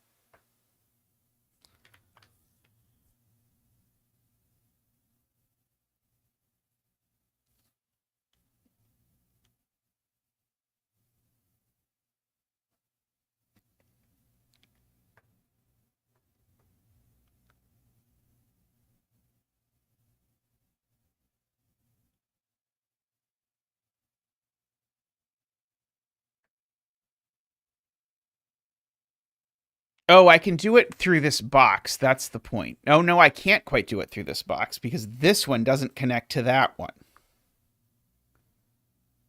That's probably how all of this gets disambiguated. Because if this were symmetrical, I would know that these two were, well, these two are the same 8, 9. That part is true. But then it's just a question of, that doesn't tell me that this is an 8, 9 because of that one.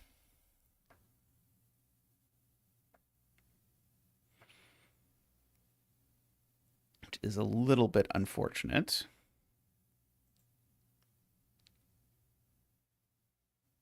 Oh, actually, sorry. No, I can do this. This 8, 9 is... Wait. Yeah, I do know that this 8, 9... These are all the same 8, 9. That I can do, but that doesn't quite tell me what I wanted.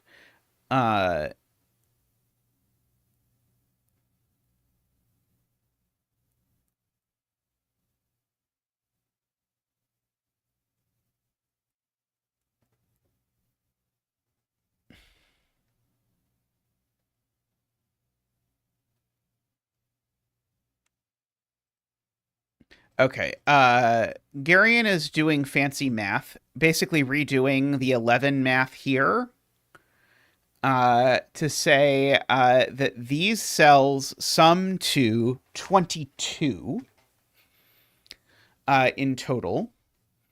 And so that means that if I look at this plus these, it's going to have to make up the rest of that.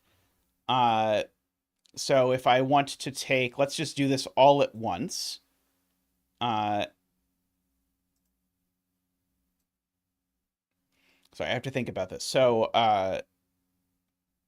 basically I'm saying one of these is less than or equal, one of these sums to less than or equal to 11. Let's take the one that sums to less than or equal to 11 to be this one. And so if I do the math in the row now, that will be 11 or less plus 17 is 28 or less. Plus, so that means that these are 17 or less.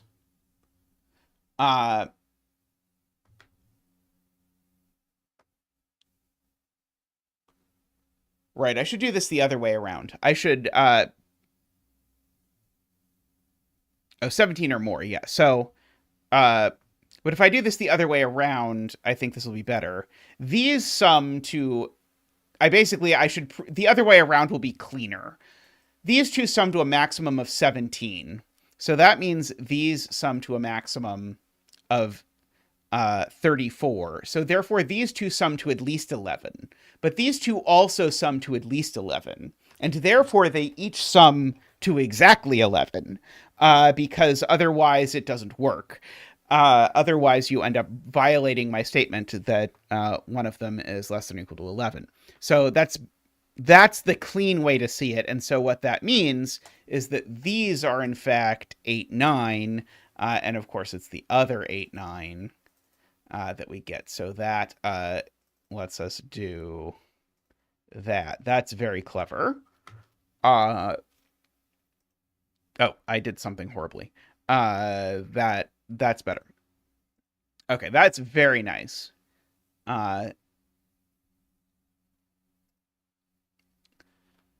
So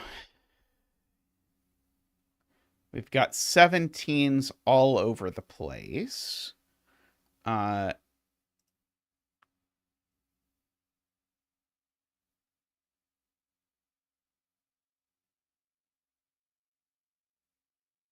Red circle is placed in box 8. Is very, very good spot from Ron, because I can't put red circle here. It would make this...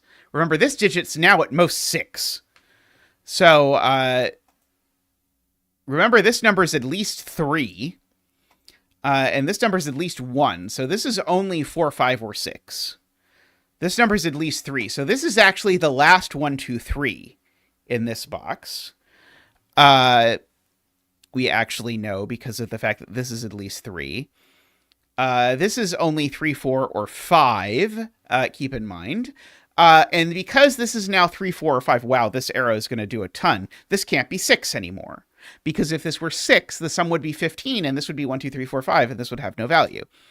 So this is 8 or 9. I do know it's the same 8, 9. It's the same 8, 9. It's circle X9. Anyway, this is all by way of arguing, Ron's point that this is actually circle 8, 9, but I thought that was exciting. So let's come back and put, okay, there's probably not an circle 8, 9 in those cells for various reasons, so that's a circle 8, 9.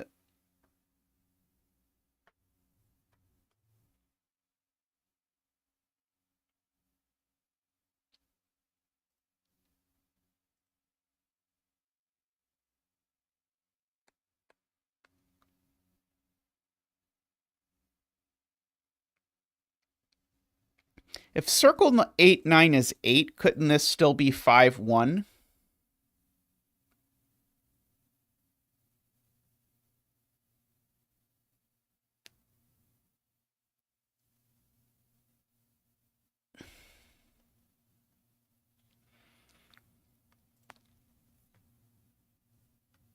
Yeah, if we think about this one, this is a minimum of 3 plus 1. So this is 4, 5, 6, but this one could be 7.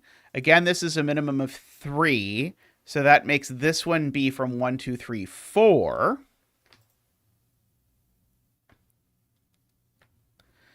For whatever that's worth. This 1, 2, 3 triple feels very relevant to me somehow. These are just from 4, 5, 6, 7.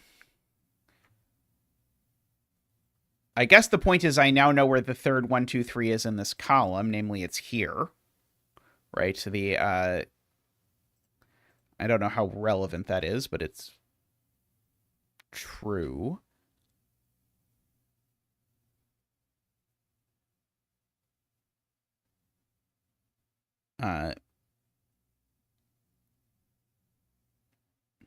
I should maybe... Yeah, it looks like we're going to get to color 1, 2, 3s, but I should at least note that I know where the XE8, 9 is. It's here. Pergarian. And then my XE8, 9... there we go. Okay, and then now my XE8, 9 is here. Okay, and then it all comes crumbling down, because now my XE8, 9 is 8. Oh, uh-oh. What did I do?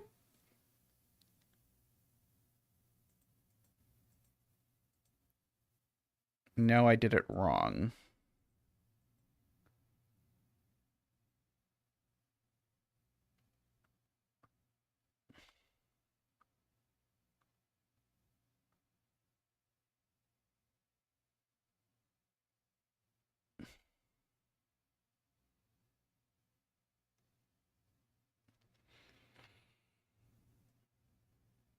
Oh, I see, I see. So it could be here or it could be on this arrow somewhere. But the question is, where does it go in column 6? I see. Uh,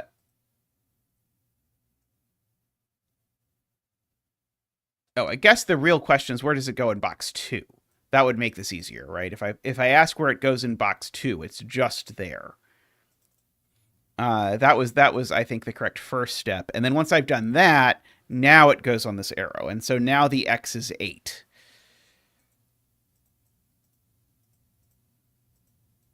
And the circle is 9. Very nice reveal there.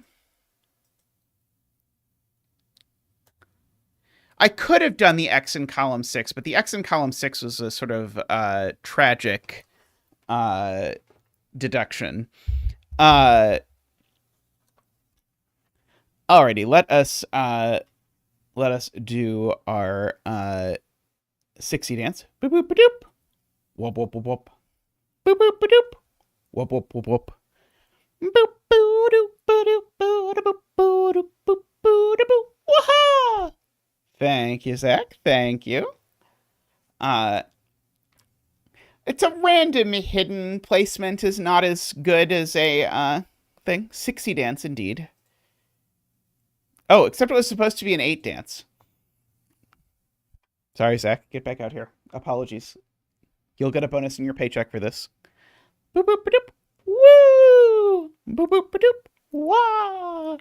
Boop boop doop. Wee! Ba-doop boop ba-doop boop boop boop boop. Waha! And an extra vacation day.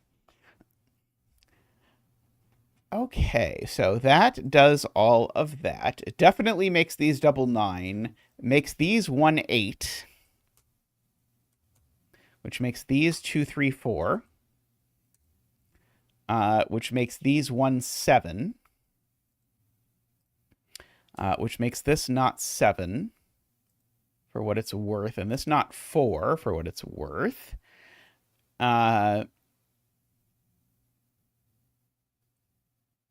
Okay, that makes this a 5, which makes this a 6, and this a 1.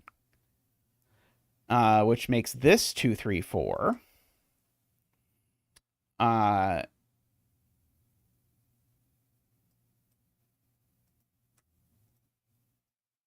Okay, now I have candidates everywhere. Those are 5 7 apparently, which seems to make that 4 and 7, and these 5 and 6 because of the way that the column math worked out. So these are 1 7, and I know the order because of the given 7. Yeah, we use the 11 sum pairs there, and it made our lives much easier. So that's 8 and 1.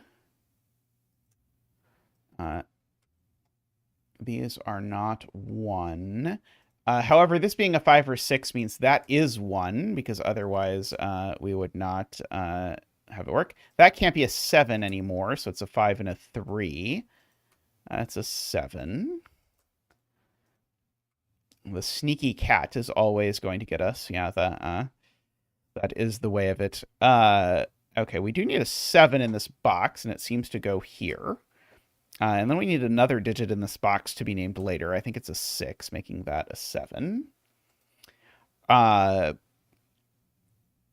Yes, this is a gorgeous puzzle. I agree. Even if I'm about to hit mark on it.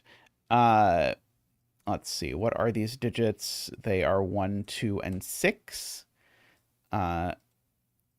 Which seems to make this either... Oh, not 3 and 6. Makes this 4 and 5, which makes this 6. Makes that 5 and 3 in order to make the math work out. This digit is a minimum of 3, so this can't be a 4. It's a 2. This can only be 3 because it's not 4 or 5. So that's a 3, which those add to 5, which makes that a 4 and a 5. That's a very cute string there, because if this were any bigger, it would have to be at least 6, which would be way too big. 5. Yeah, I don't know how I missed this one. This one's been sitting in the bucket forever, apparently. I had to scroll back to January. I can probably now mark. And we can probably fill in some more digits. 8, 6, 6, 4, 8. This probably isn't a 2 anymore. Let's see. This is at least 5. So it is 6. 6 is the only thing that is at least 5 that exists.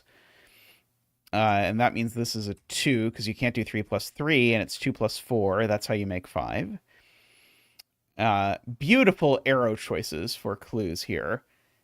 Yeah, we're close to wrapping up, but still going for now. 1, 2, 3, 2, 1, 3, 2, 8, 3, 1, 4, 3, 7, 4, 3, 4, 2, and 5.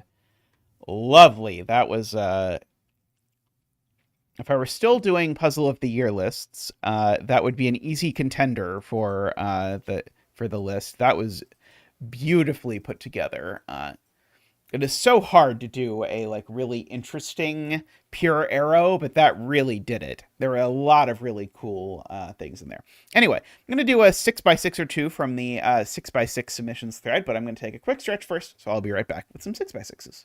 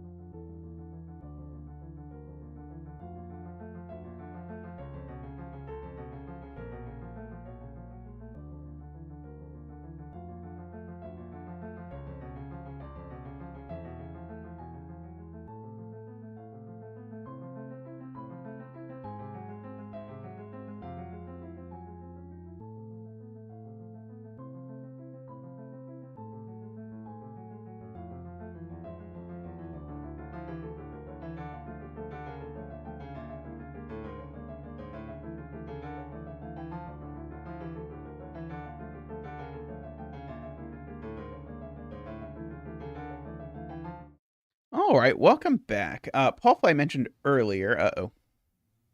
One moment.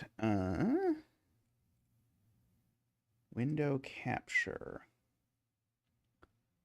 Hex Masyu, please. There we go. I should get rid of the rules button. Remove, yes. Remove, yes.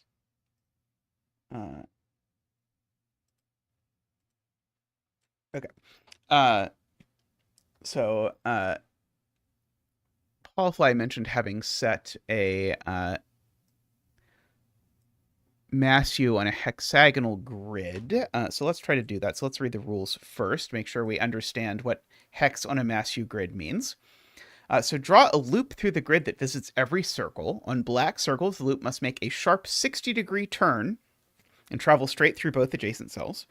On gray circles, the loop must make a shallow turn, 120 degrees, and travel straight through one adjacent cell and turn on the other. And on white circles, the loop must not make a turn and turn on both adjacent cells. We attempted to make the rules more symmetric. I see. I appreciate this. Okay. So I am going to have to repeat that to myself several times. Let's see if I can pull it up on my other screen just so I can look at it without scrolling through the whole thing over here. Yes, I can. Okay. Excellent. Oh, and I can give you the link as well. Here is the link.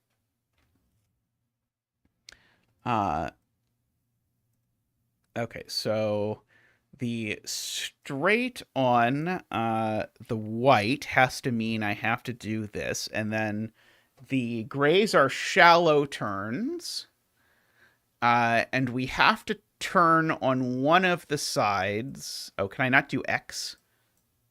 Or, oh, that's right. It's in a different mode, isn't it? In Penpa. Helper X. Do that. It can't go straight because it has to turn on one side, right?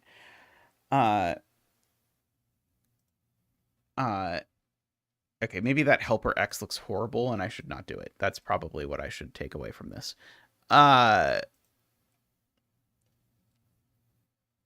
Okay. So grays are 120 degrees and it needs to turn on one side and not the other. So black needs to make a sharp turn.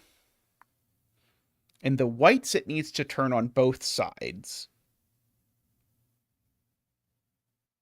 So I can't connect the whites. If I connect the whites, that will break. So I kind of want to mark that with an X, except that I think it will look horrible. But it's important enough, I think I have to mark it with an X, and we just move along.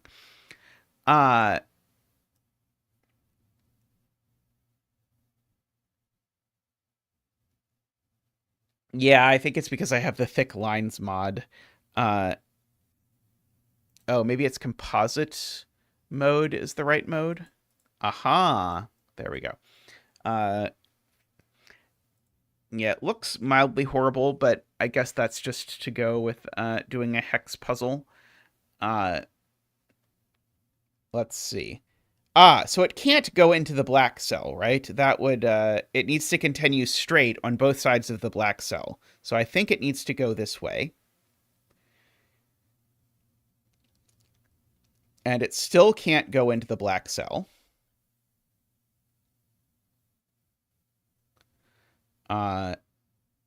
Can't go into the black cell from here either for the same reason, because it needs to continue straight from both exits from the black cell. Oh,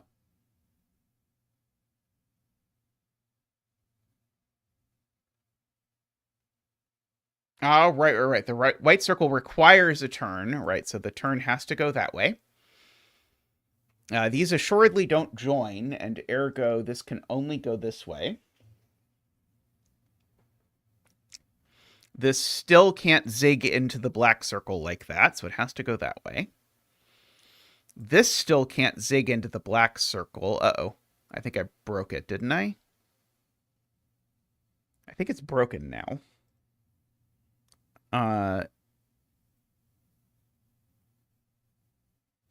Because now there's no way to fill this black circle, right?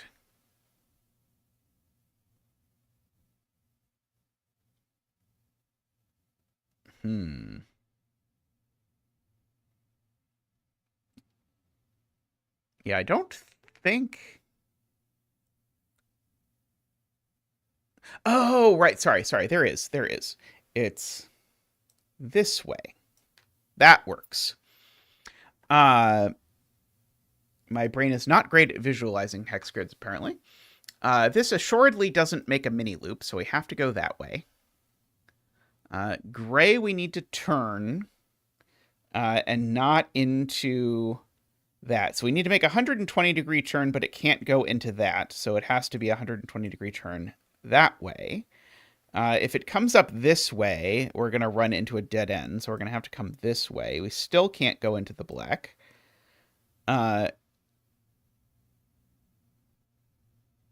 Right, this is also forced to look like this. And this is now also forced to look like that, I believe. Okay, which does force this down at least that far. This certainly doesn't continue that direction.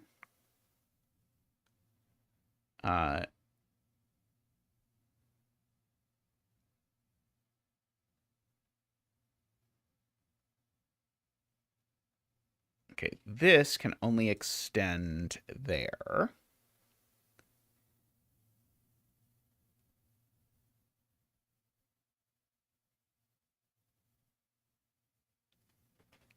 The X circle can't, or this X can't go that way into the circle, so it can't go that way either, so it's got to look like that. Good spot.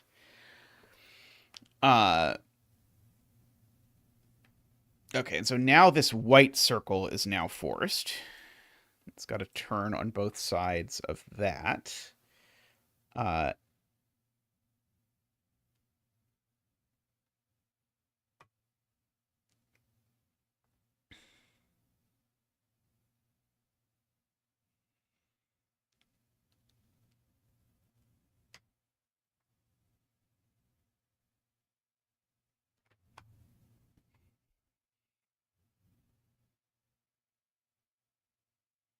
If this white circle goes straight across, it's going to cut off this end, isn't it?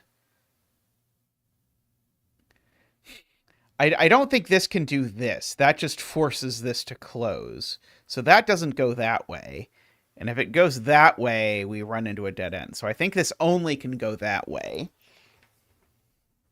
Which then means I can't close this loop, so I have to go that way. I at least can't close that loop.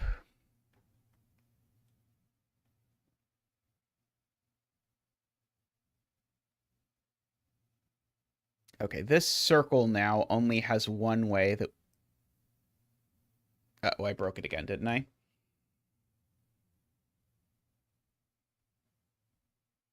Yeah, somehow I broke it. Let's reconnoiter. Oh, sorry, it was that. Because I think I made this white circle impossible. Oh, no, it's fine.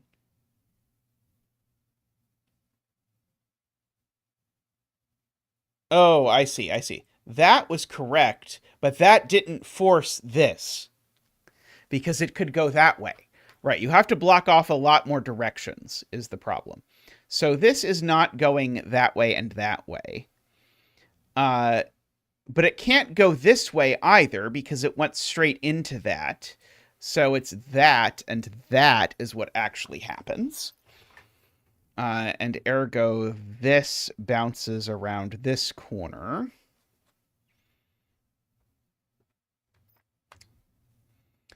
Okay,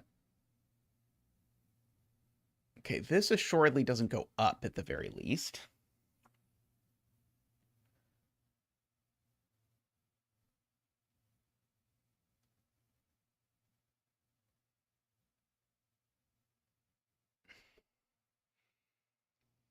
If this goes up, I feel like we strand an... Oh no, maybe it's if it comes down, we strand an odd number of loop ends down here. Although this can actually get down here, never mind. Okay, well this certainly can't go that way, right? If this goes that way, then I definitely cut off this loop end. So I think that forces this to go this way. And now if this comes up this way, we have the same problem that we shut off the loop. So we don't do that either, which means that this goes this way and then turns.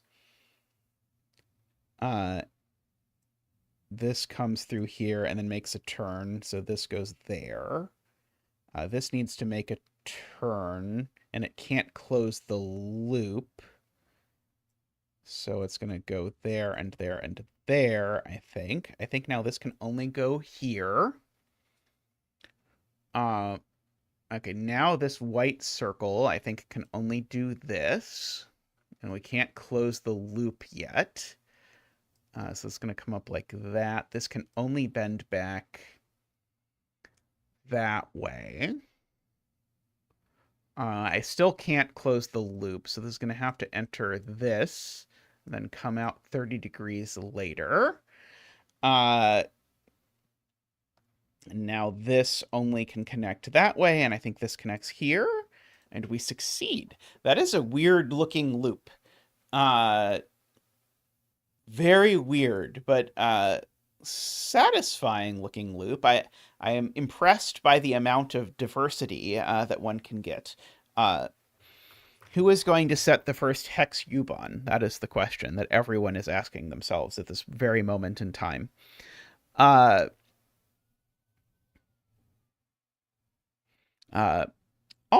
though, I am going to wrap up stream there for the day. That was a good.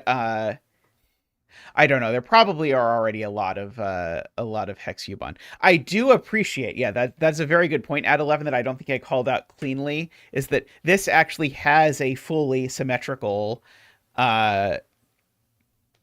rule set, unlike the square one, and so that is appreciated. Is that even if there's one more color of dot, at least the rules are fully symmetric about what happens. Which I appreciate. Slightly more constrained, I suppose, because of that. Alrighty. I'm going to wrap up there, though. So thank you, everyone, for hanging out. Do please give the stream a thumbs up if you have not yet. I saw some of the old streams only had 1 or 2, so if you're viewing it and watching it, please do give it thumbs up so other people can help find the various zetamath endeavors. We do appreciate that a lot.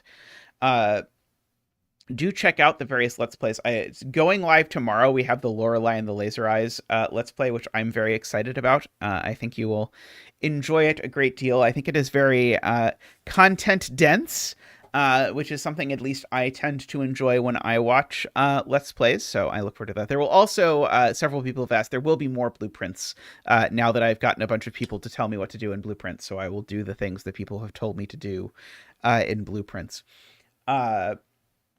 As well, the Invitation to Puzzle series continues, so if you want to continue doing a bunch of new genres of puzzle and seeing them, that is a great place to do it. Last but not least, if you want to support the channel financially, we hugely appreciate it. You can always do that by clicking the join button in YouTube, or if you prefer Patreon or Ko-fi, there's links down below. But that gets you the Zach emotes if you do it in YouTube. Zach enjoys them. He likes seeing them on his extra days of vacation. Last but not least, have I figured out the dot yet in Lingo 2? I think the dot means that there's multiple solutions, but I'm not sure. But I do know that the dots have appeared on screens that have multiple solutions, so I think that's what it is. But we shall see. There is a very, very, very nasty trick that I discover by accident at some point, or I guess through maybe frustration is a better word than accident. I'm not quite sure. I'll have thoughts about Lingo 1 versus Lingo 2 once it's done, but we'll say